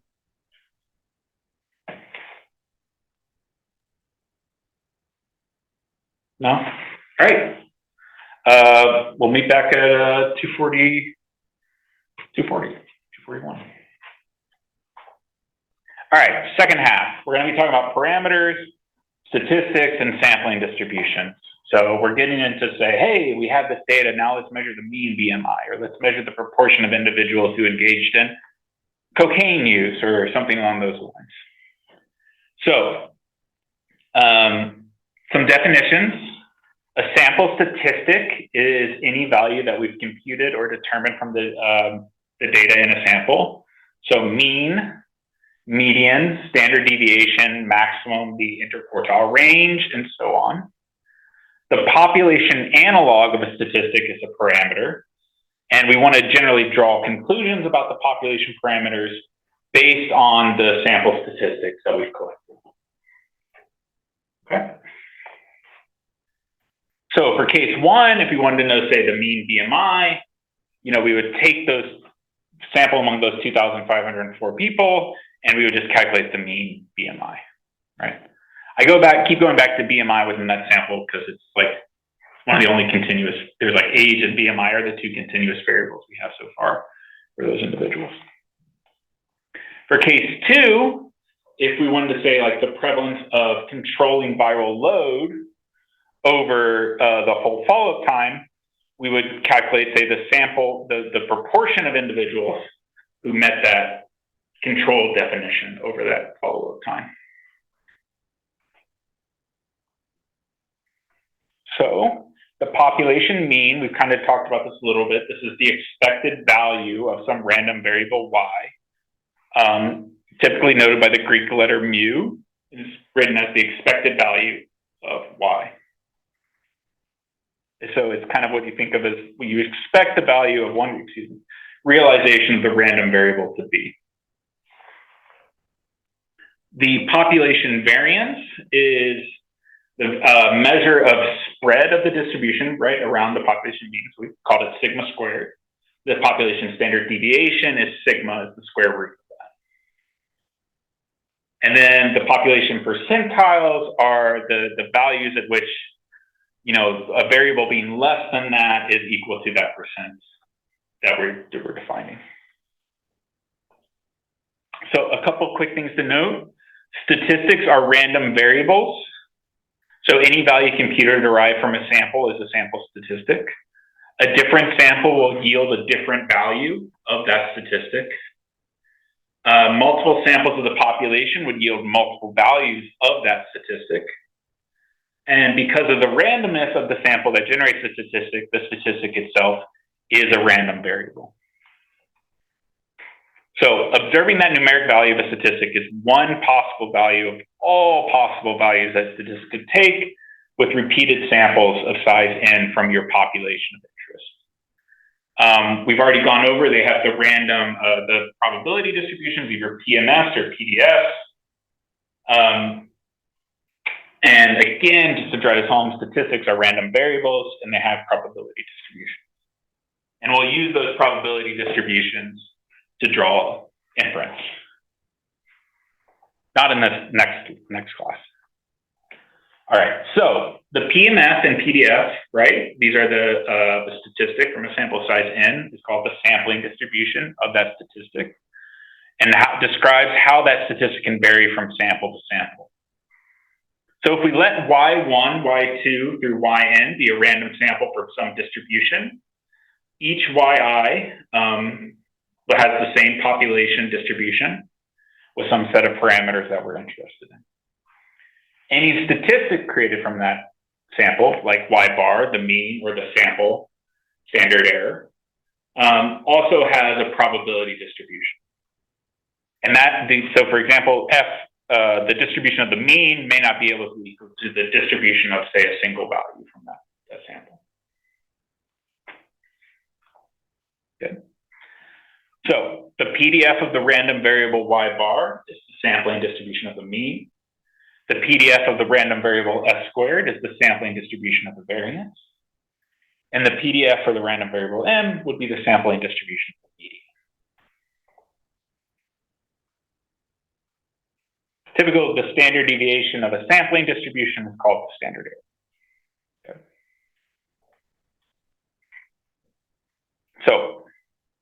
The standard error is going to be a specific measure of the spread around the mean. So how values of a statistic vary about that mean value of interest. So the standard deviation of the random variable y bar is the standard error of the mean, and so on. So the standard deviation of the random variable s squared would be the standard error of the variance. So you have to remember, when you estimate the sample variance, right, that is also a random variable, and so on. All right, so let's talk about the mean. So let's have say a random variable y that has some population mean mu and a population variance sigma squared, follow some distribution. We're going to take a random sample of size n. We're going to assume that for now, they're all independent of each other. And that's typically denoted as, they'll write y1, y2, I'll do a little squiggly, IID, identically independently distributed, following this function. So suppose the random variable of interest in case 1 is cocaine use, which is a binary variable.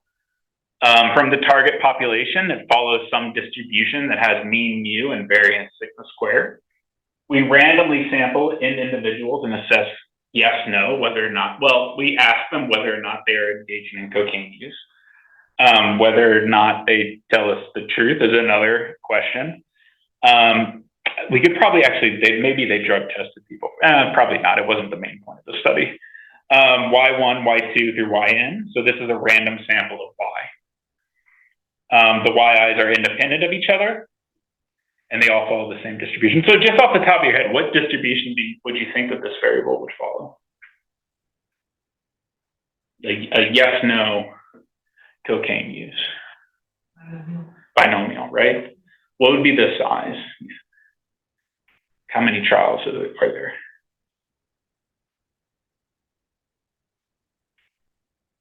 So, yeah, so 1, right? Well, no, so for say 1 person, it'd be the size 1. So these are like Bernoullis.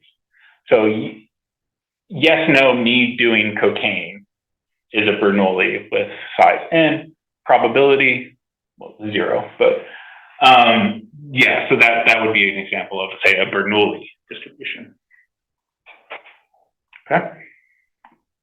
So case 2, suppose the random variable of interest is that virological control, defined as the viral load being less than 50. This follows some distribution, in this case a Bernoulli. It has a mean and variance, and if we randomly sample in patients, these will all be independent of each other, and they'll all follow that Bernoulli distribution, right? Of yes, no, virological control over the follow-up time. Okay. So from this sample, we can compute the sample mean. That sample mean then has a separate sampling distribution from the individual sample. And it has some population mean and population variance, which in this case is sigma squared divided by n. Remember that sampling distribution of the mean is often not the same as the sampling distribution of an individual observation. Okay. So the sample mean cocaine use, the sample mean proportion of cocaine use has some sampling distribution with population mu and population variance sigma squared over n. Okay. So case 2, the sample mean for a binary variable coded as 0 to 1 is the sample proportion. The sample proportion of individuals with virological control will have a sampling distribution Fy bar with some population mean pi and population variance pi times 1 minus pi. Okay. So when we're thinking of this, remember that if we repeat this over and over again, right, if we sample 100 people, let's say we measure some feature, something about them, and then we take the mean, those mean values are now samples, right? Well, they're now random variables. So each of these samples then, and these mean measures will have some kind of measurement. And we could even think of these means that we have as another kind of random sample of these other samples. Okay.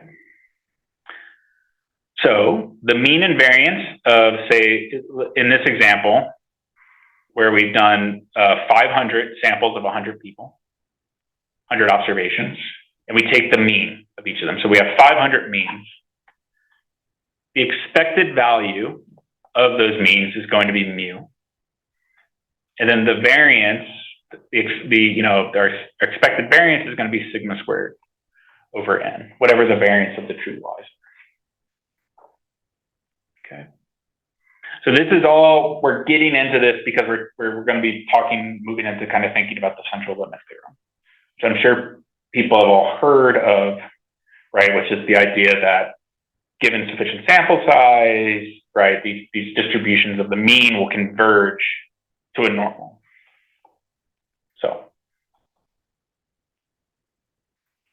right, so if everything is from a normal, then the mean will be normal, right? The mean will be approximate. It'll be normal with mean mu and variance sigma squared over 8. Okay. This is a general truth, like sums of two normals that are independent will be normal.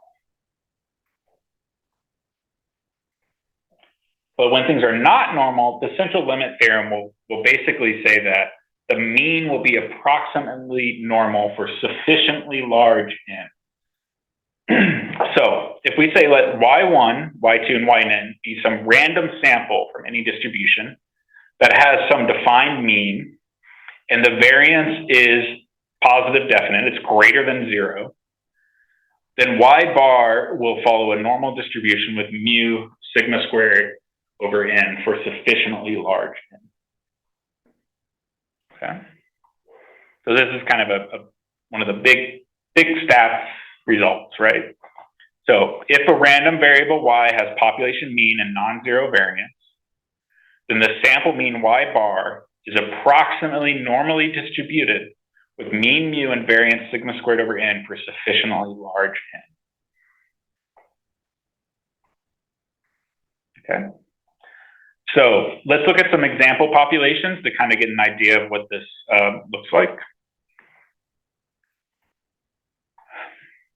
So we're going to plot some PDFs of some various different distributions. Did one? Oh, it lost one.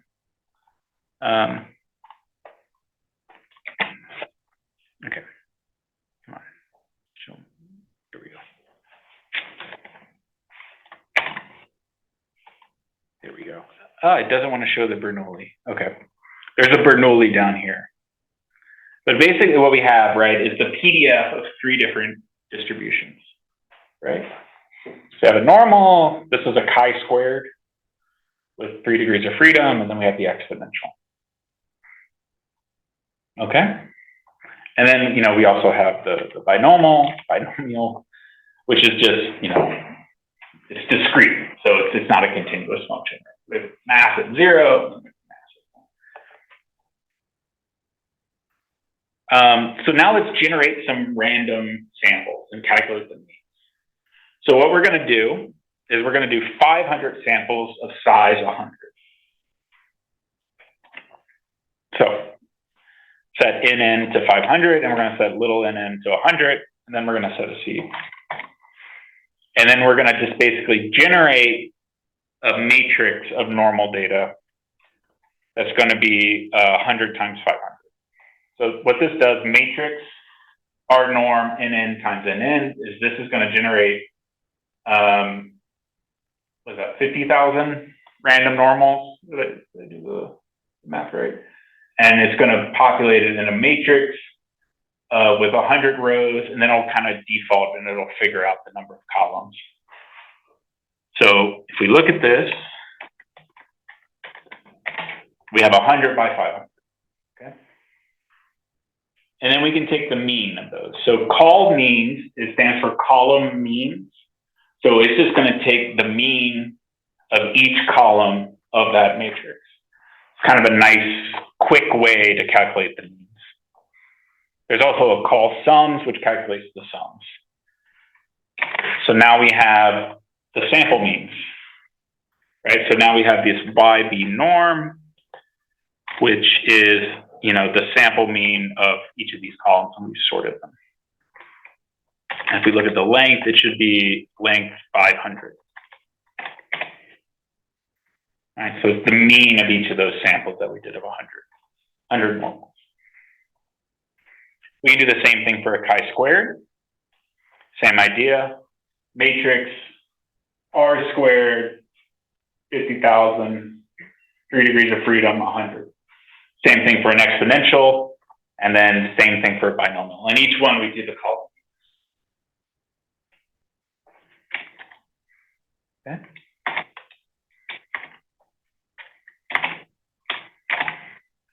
Now let's look at the theoretical quantiles of a normal. So we're going to do of, say, 500, right? So we're going to get the quant Q norm of P points N. And now let's plot this. So now what we're going to do is we're going to take, well, first of all, let's look at the histograms of the samples that we made, right? So we're going to look at the histogram of the normal means, the histogram of the chi-squared sample means, and the histogram of the exponential means. Okay.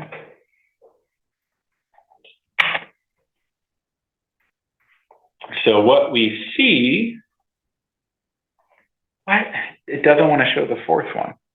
All right. So what we see is that, and I've plotted kind of a normal density over it, the histogram. But you can see things are kind of looking a little bell-shaped, right? They're kind of looking symmetric.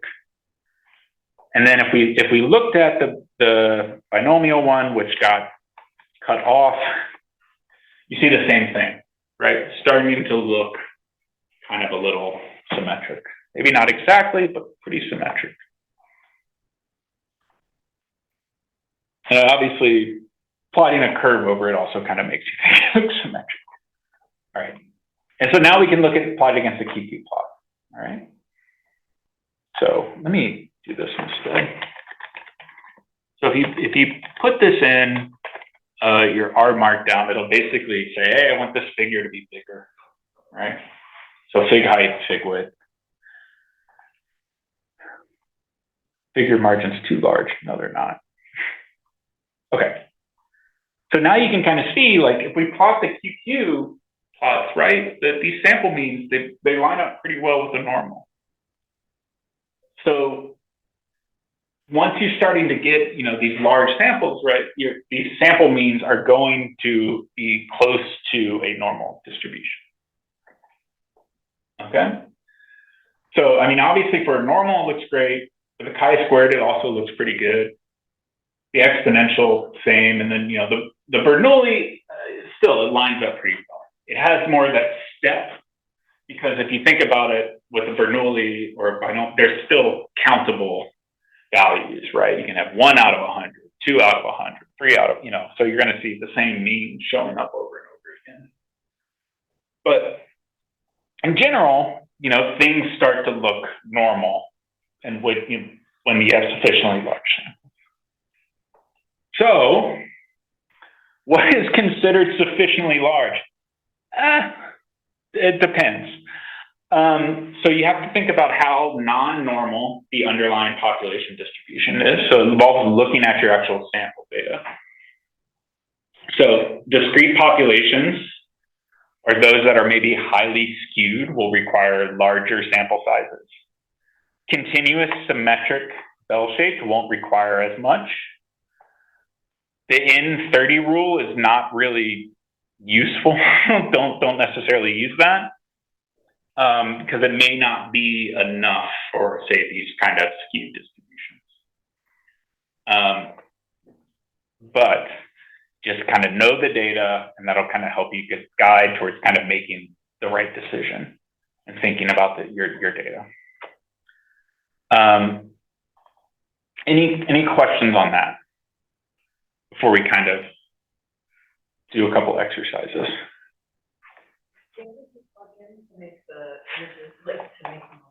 Yeah, so what I did is up here, there's an option called fig.height and fig.width, and that'll control the figure height, both in the preview and when you compile the document. Yeah. So, because otherwise I was trying to open it up in a new window. And another thing is, a lot of these have autocomplete. So if you type like fig, it'll start showing stuff like fig align, fig alt, fig cap, fig height, fig, So there's a lot of options. I don't know what all of those are. I just do fig height and fig width typically. Okay.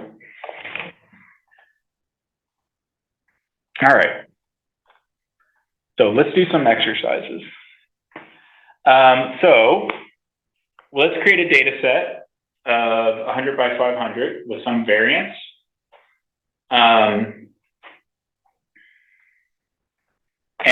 this is going to basically represent 500 resamples from some target distribution. So what I'm going to do is, we talked about how everything is from a standard normal, right? So for this one, I'm going to do matrix R norm to 500 times 100. I'm going to times it by 2 and add 20. So, and we'll go number of rows equals 100. So this will be should have a mean of 20 and a variance of 4, right? Cool.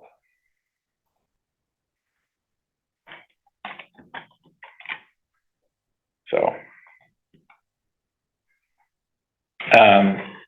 it should, if I did that right. So that's all right. You can put something else if you want. So if we wanted to do that another way, you'd go y to, you'd go matrix and go mean equals 20, SD equals 2, right? That'll give us the same thing. Okay. So we run this. Again, you do not have to use these values. You can put something else if you want. We have now a 100 by 500, for both of them. All right. Okay. So next up, let's calculate the mean of each column of this. All right. Any questions so far? So I'm taking kind of the stuff from above and just kind of putting it in here. All right. So let's calculate the mean. So I'm going to do sample mean 1. I'm going to go call means y1. And if we look at that, it's length 500, which is great. The other way you could do this, if you wanted to give you the same result, is call sums, and then you divide by 100.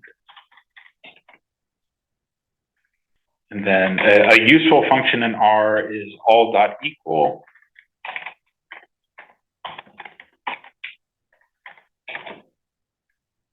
Which just tells you whether or not two things are equal. So true. Another, we talked about this last workshop, right, is you could also use the apply function. We have a big matrix here. So we could do samp mean 1c, and we could do apply y1. We put margins equals 2, which tells it to apply some function over each column of the matrix. And then we say mean. And that'll give us another matrix, and it should be exactly the same. All right. Okay, so we have our sample means. We want to look at what they look like. They look normal because we generated them from a normal. And now let's calculate the mean and variance. So we calculate the mean of SAMP mean 1. It should be about 20, 19.99. And then if we calculate the variance of it, it should be close to 4 divided by 100. So it's 0.039, right? Which is about 4 divided by 100. Okay. So next up, let's repeat this, but now we're going to do it with a binomial distribution. Okay. So I'm going to do, let's do B1, BB1. We're going to do matrix number. We're going to do R binom. We're going to do 500 times 100. And we're going to say size equals 1, and then prob equals, let's do 0.25. And let's do number of rows equals 100. Okay. So now we're going to have this big matrix of just zeros and ones. Right? Where each one is just a Bernoulli, yes, no, yes, no, yes, no, based on a 0.25 probability of an event.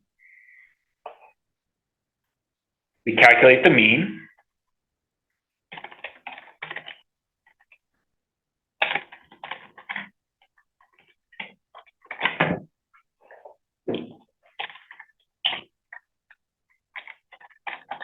So it's all going to be between 0 and 1. Right? And now let's calculate the mean of that mean. So it should be about 0.25.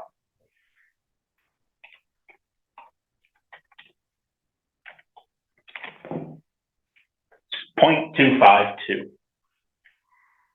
Okay. And then if we calculate the variance, it should be 0.25 times 0.75 divided by 100. Let's do that real quick.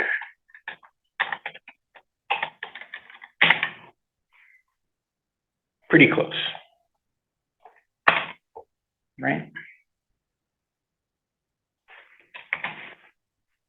0.0187014 and 0.1875. So pretty close.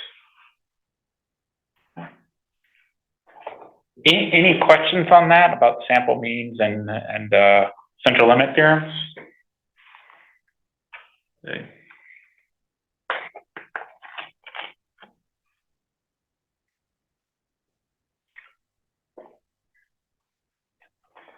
Now we can move into confidence intervals.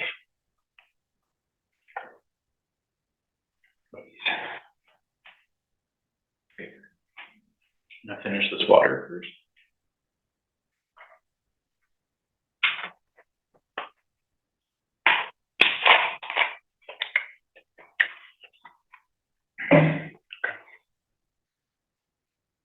All right, so confidence intervals.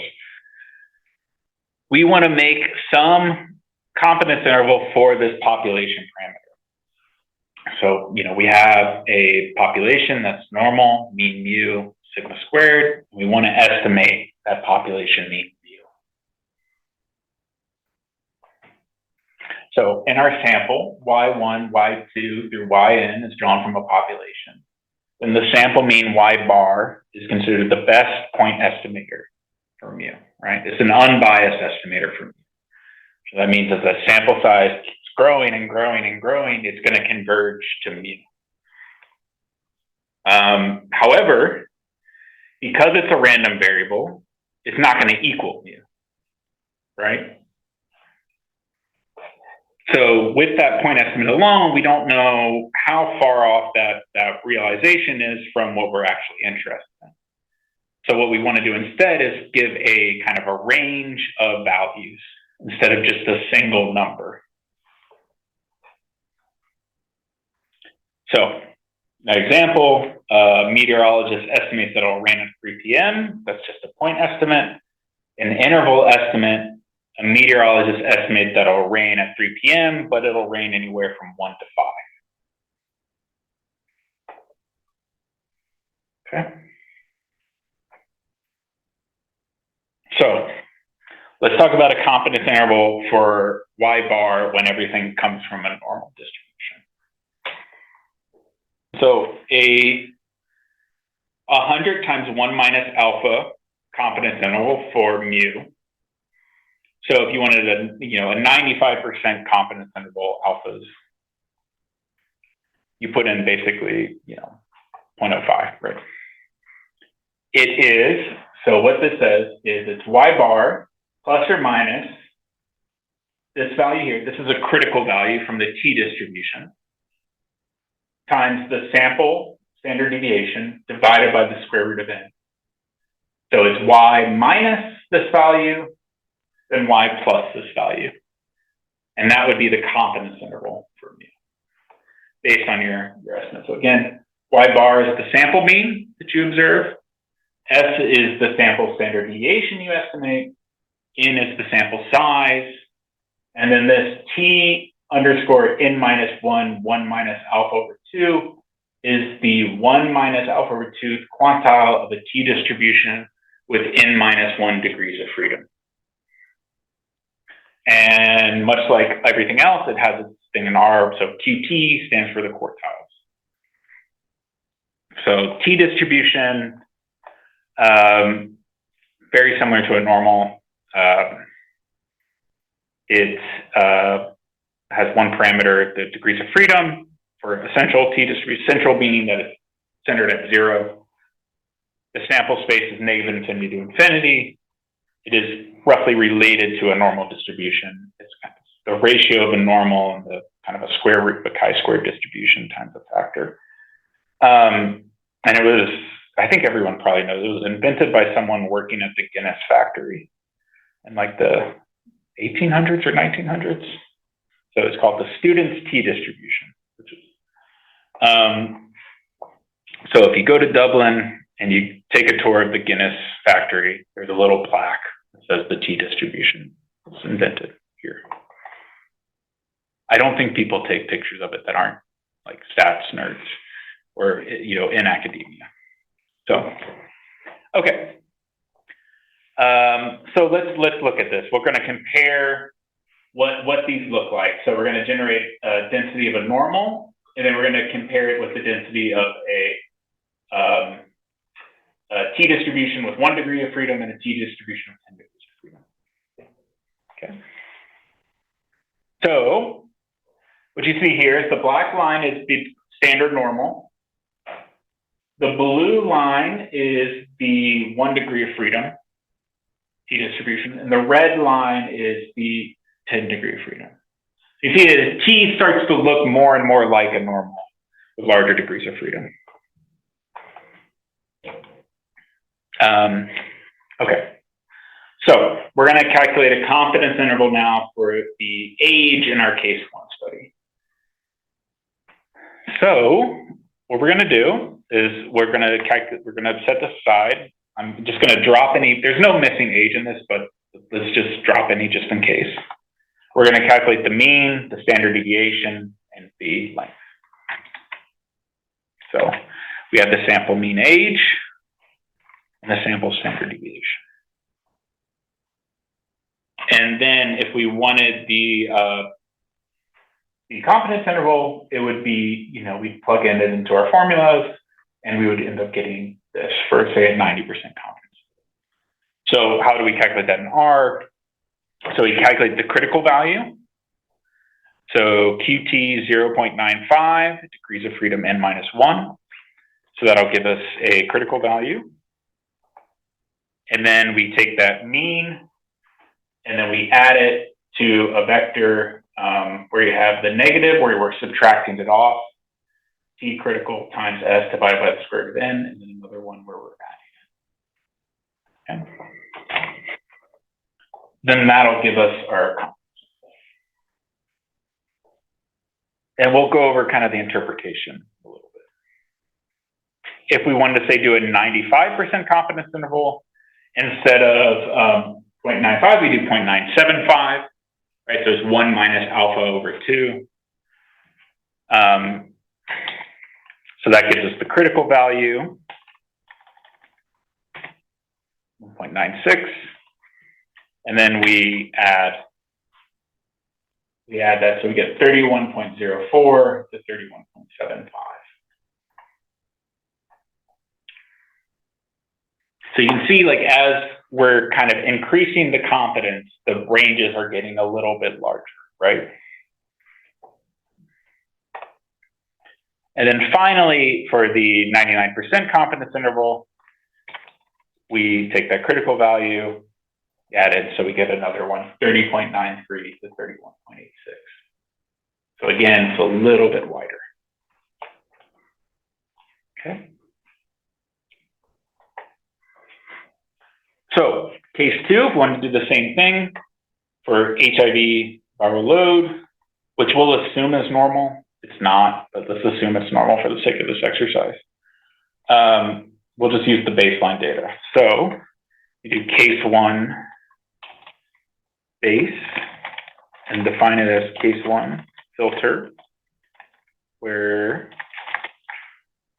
what was it? Oh, no, case 2, my bad.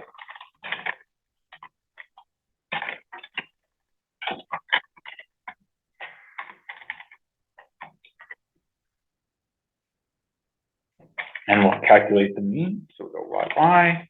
In case 2, base viral load. We'll just omit any missingness for now.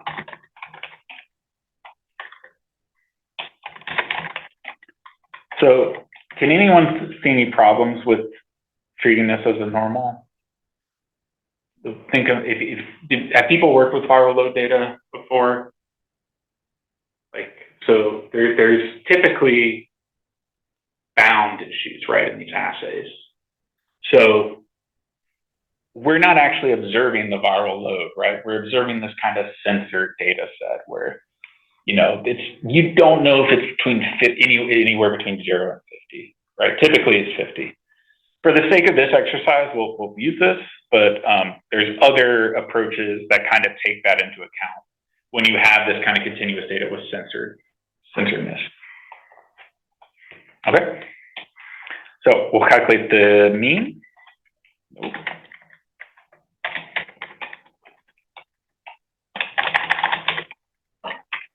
The standard deviation.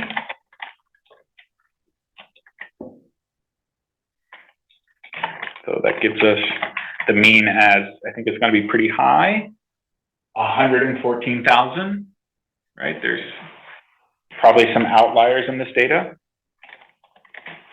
And the standard deviation as 145. We'll calculate the N.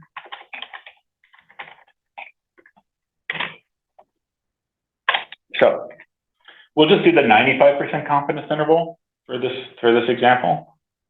So you have mean Y, and we're going to go plus. So I'm going to do this slightly differently. So I'm going to do QT, and it was, so 0.975 degrees of freedom equals N minus 1 times SD of Y divided by square root of N, right? Oh, you put that. And then I'm going to multiply it by -1 and 1. So that'll give us the 95% confidence for the viral load at baseline. It's a lot bigger because of how large the standard deviation was, and also it's a smaller sample, right, than the other data. Any questions about that before we get into interpretation?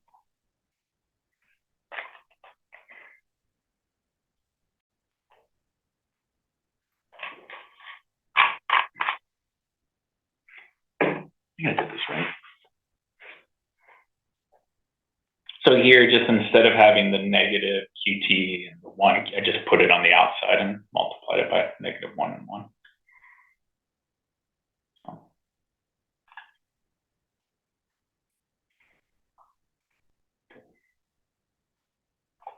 Okay.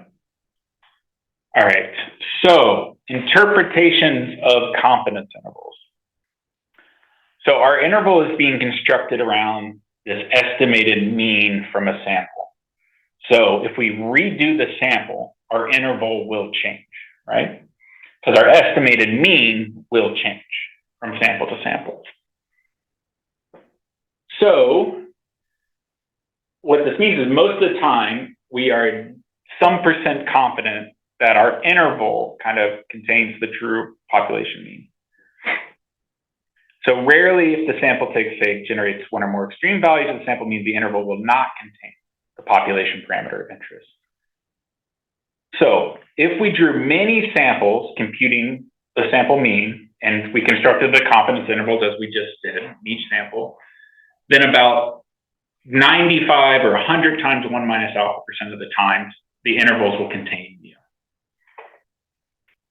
So kind of an interpretation. So we are 100, we are say 95% confident that the single interval blank to blank contains the population. All right. It is not, the statement is not about the population. The population, so this is in the frequentist standpoint. So Bayesians may think otherwise, but we're in the frequentist world right now. So the true mean is fixed, right? It is not a random variable. It does not have a probability distribution. So the interpretation that say there's a 95% chance that the true population mean is say between negative 0.87 and 0.53 is false. Because once the interval is constructed, it's either in that interval or it's not. It's either yes or no. And it's not a probability, it's an event. It's just, is it there or not? So the confidence interval is about what we expect with repeatedly sampling and drawing these confidence intervals. And it's a measure of how confident we are that our interval contains the true mean, not about whether or not the mean is in the interval. So that process of repeating the confidence intervals is what gives us that 95% confidence that a particular interval contains the parameter of interest. We'll do an example of kind of looking at this. So any kind of questions on that? I think in general, when you're talking about confidence intervals, I kind of just defer to just robot speak, where I'm just like, we are blank % confident that that it contains the population mean or the parameter of interest.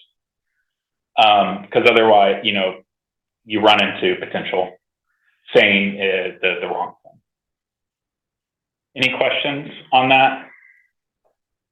Or kind of do an example example of what this looks like? Okay. All right. So we're going to generate a bunch of samples and we're going to calculate the confidence intervals for each of them. Okay. So we're going to create some hypothetical population of 50,000 people with mean 320 and standard deviation 240. All right. And then we're just going to generate 80 samples from that data of size 110. So from that 50,000 people, we're just going to sample 80 people. Sorry, we're going to sample 110 people, and we're going to do this 80 times. All right. So I don't know, what's a town around here with 50,000 people? The Chapel Hill, Carborough, I don't know. But we're just going to sample 110 people, and we're going to do this over and over again. So we do that, and we're going to get this matrix of 110 by 80, where each column is one of those samples of that population of interest. And so that we're going to have this function then that's going to calculate the confidence interval for each of these samples. Okay. So what this function does is it takes in a vector of data, you give it the alpha of the confidence interval you want, the mean, the standard deviation, and n. So if you don't specify, if x is not null, it's going to calculate those things in the critical values, and then it's going to return them. And so there's the critical values. So a over 2, 1 minus a over 2, and degrees of freedom, and then the confidence. And it's going to return basically a vector with the lower limit of the confidence interval, the mean, and the upper limit of the confidence interval. All right. So we're going to apply that over the columns of our matrix. I didn't define the function. Nope. Okay. Correct. So now we have, let me see what the dimensions of this are. Okay. So now we have this 3 by 80, where we have the mean, the lower limit, and the upper limit, right? Lower limit, mean, upper limit. So what I'm going to do is I'm going to plot basically all of these confidence intervals, okay? And I'm going to color code them by whether or not they contain the mean. Or the mean is 320, right? So what we have is there is 7 confidence intervals that don't contain them, right? So, and then, the majority of them do.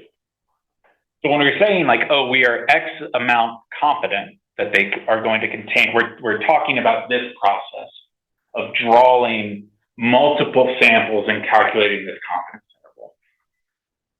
So if we look at, so it's 73 divided by 80.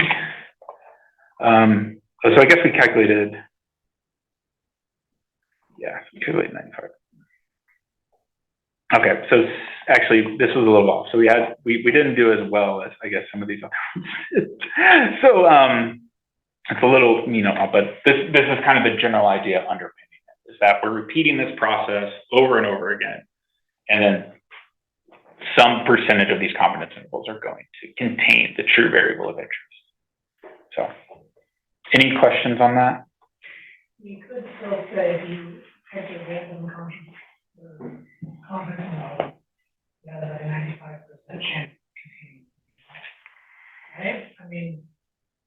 So you're talking about the confidence interval as opposed to the mean. Well, but the mean being in it is suspicion that it's passive voice or active.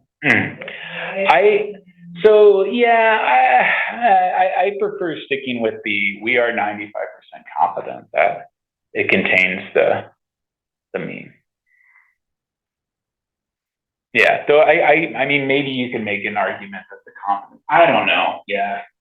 Someone's probably done that, looked at whether or not the confidence intervals are, themselves random variables, then what is the distribution of those? They technically have to. Yeah.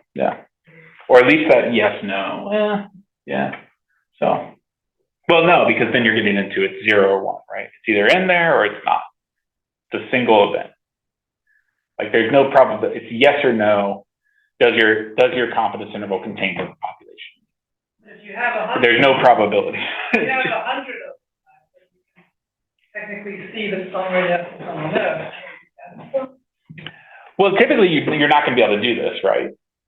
You're not going to be able to draw 100 samples from some population of interest. You're only going to have one of these. Right, but if you know that one, if there were 99 more, would follow a certain distribution, I don't think so. This may be getting into some Bayes territory. Yeah. I'm not entirely feel confident. So let me pull this real quick.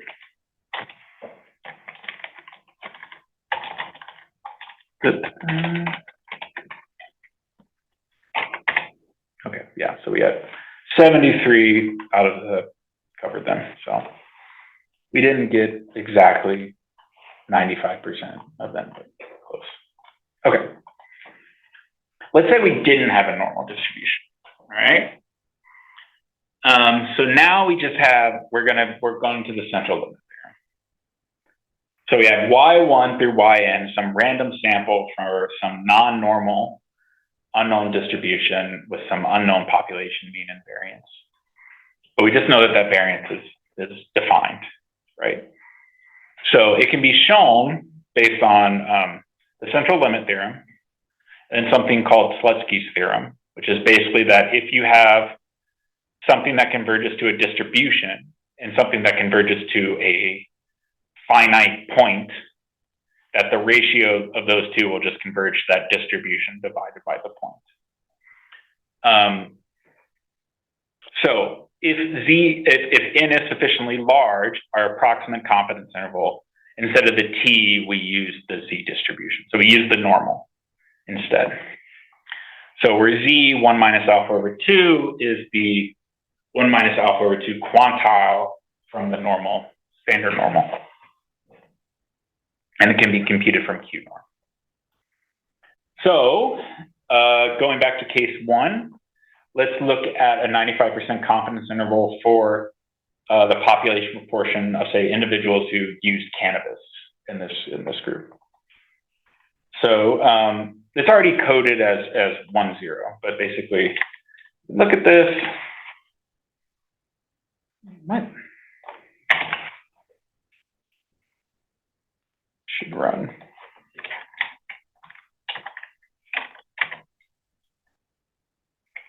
What do you mean length out value? All right, let's.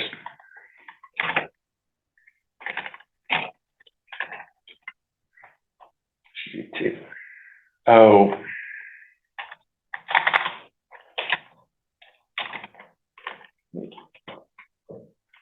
This one. Oh. I forgot to, was that? So I think that what happened is I forgot to join. So up here, I forgot to join the risk data with it. So I'm just going to rerun this real quick. So now we have case 1, we're joining it with all that risk data. So we're merging on that.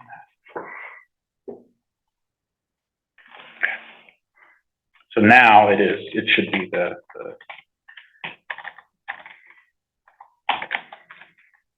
MRJ. Okay. So yeah. So we see that we have 1,100 people that say yes, they've used cannabis, and about 1,400 that say they don't. Okay. So this should follow a Bernoulli distribution. Okay. And if we estimate it, it should be basically our estimated proportion or probability of someone smoking cannabis is going to be 1,105 divided by 2,504. So basically, if we look at it, it's p hat, so 0.4412. I didn't mean for this to line up with the typo baby data. And so if the sample size is, say, sufficiently large, we can then construct that 95% confidence interval, okay? So how we do that is we take that p hat and then we multiply it. We take the Q norm of 0.025 and 0.975. We don't necessarily have to put them both there. We could just do the negative 1, 1 thing, right? Because this is going to be symmetric. This is standard normal. And then we times it by the estimated variance, that p hat times 1 minus p hat divided by n. And this will give us the 95% confidence interval. So we are 95% confident that the true mean proportion of individuals who smoke cannabis in this population is between 0.422 and 0.461%. Okay. If we want to do it again for case 2, where we had the, say, the virological control. So we defined that earlier. That was this data set, case 2 viral control, where basically we had the ID and then we had the viral control. We dropped some individuals because the data set is a little messy, but we have this variable here, viral control follow-up. We define this up here in this case 2 section. So we can do kind of the same thing. We can take the mean of case 2 viral control. We can take the n, and say the number of rows of case 2 viral control. And then we can just kind of borrow some code from up above to calculate that 95% confidence interval. So we did p hat plus q norm square root of p hat times 1 minus p hat divided by.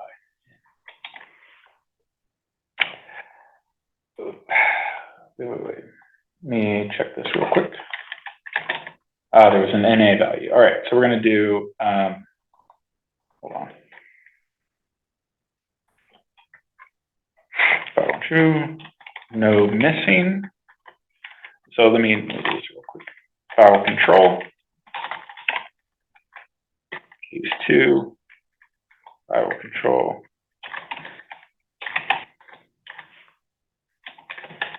Sorry, fingers.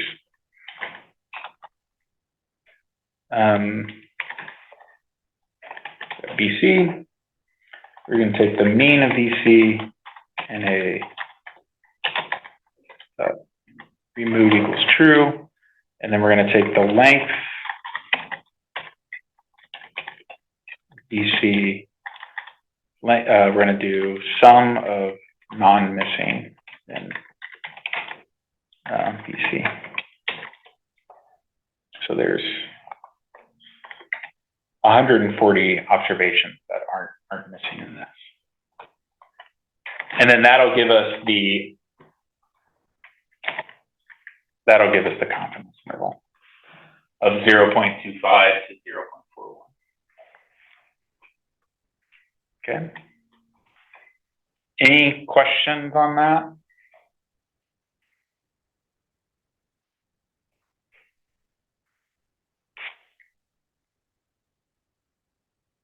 Okay, I'm going to give a contrived example of when this may not work. So one of the important things to do is normal, you're kind of assuming the data is normal, right? So normal distributions can go from negative infinity to infinity. But what is the actual distribution of your P, right? It can only be between 0 and 1. So when you have data that's, say, close to the bounds, like close to 0 or close to 1, you can potentially construct confidence intervals that may not make sense, right? So this is a contrived example. I have to set a seed and pull a subsample, but let's look at like cocaine use in that case 1 data set, okay? So, because it was very rare, not a lot of people were doing cocaine. So if we look at the mean proportion of these 100 people that we pulled that are taking, you can see it's 0.03, right? So only 3 people out of those 100 said yes to using cocaine. So if we calculated the 95% confidence interval for this, we would get negative, granted it's basically 0, but negative 0.003 to 0.06, right? So so this is just talking about when you have really discrete data, you may need a larger sample size, or when you have data that's close to, say, the bounds of whatever, the possible parameter values, there may be, this may not be the best way to do it. But again, this is, I had to construct this example to get this but just something to consider when you're thinking of constructing confidence intervals. Because you can't actually get a negative proportion, right? Okay.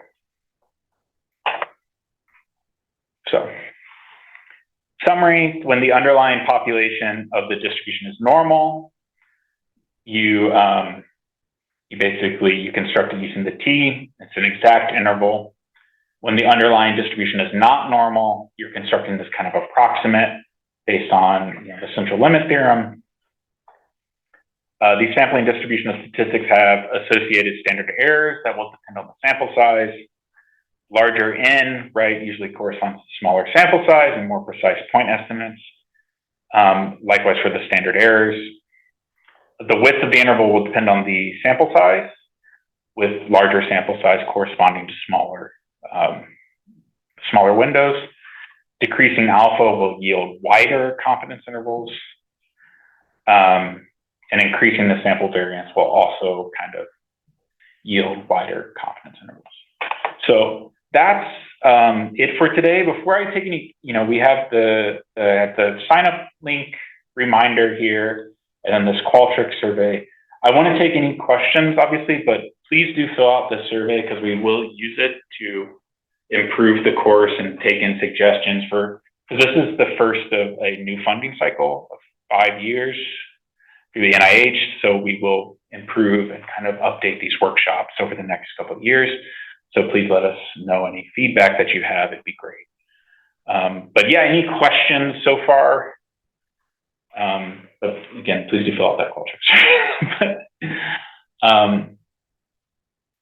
Yeah, any questions? Yeah. No, at the end of the session, do you save all the things that we kind of typed in? Yeah, I can. Yeah, I can save that. Yeah. There were a few things. Yeah, I can. Yeah, I'll save that. Yeah. So, no problem. So what is the meaning of the confidence interval on So you're talking, in that case, you're talking about the proportion, so that probability of observing, say, a 1. So right, there is a meaning still. Yeah, yeah. Okay. Any questions on Zoom?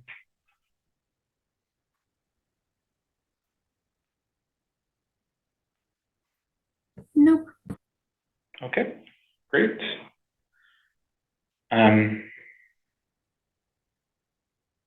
Again, really the Qualtrics, you can either scan the QR code. I guess everybody has the code in front of them, so click it, blah, blah, blah. If there's something you want to see next year, put in a note and we can work on that. Next week, we're going to be talking about basically, hypothesis testing, t-tests. We'll be going over maybe a little bit of linear regression and maybe start bringing in some of the immune data from that case study 1, because they, on a subset of the data they have, basically have measured like antibody markers and like cytokine markers and whatnot on about 180 of the 2,500 individuals. But we'll be starting to look at that, and then that'll be used hopefully in the last 3 sessions of this workshop series. So. Okay. No? Great. Well, thank you all.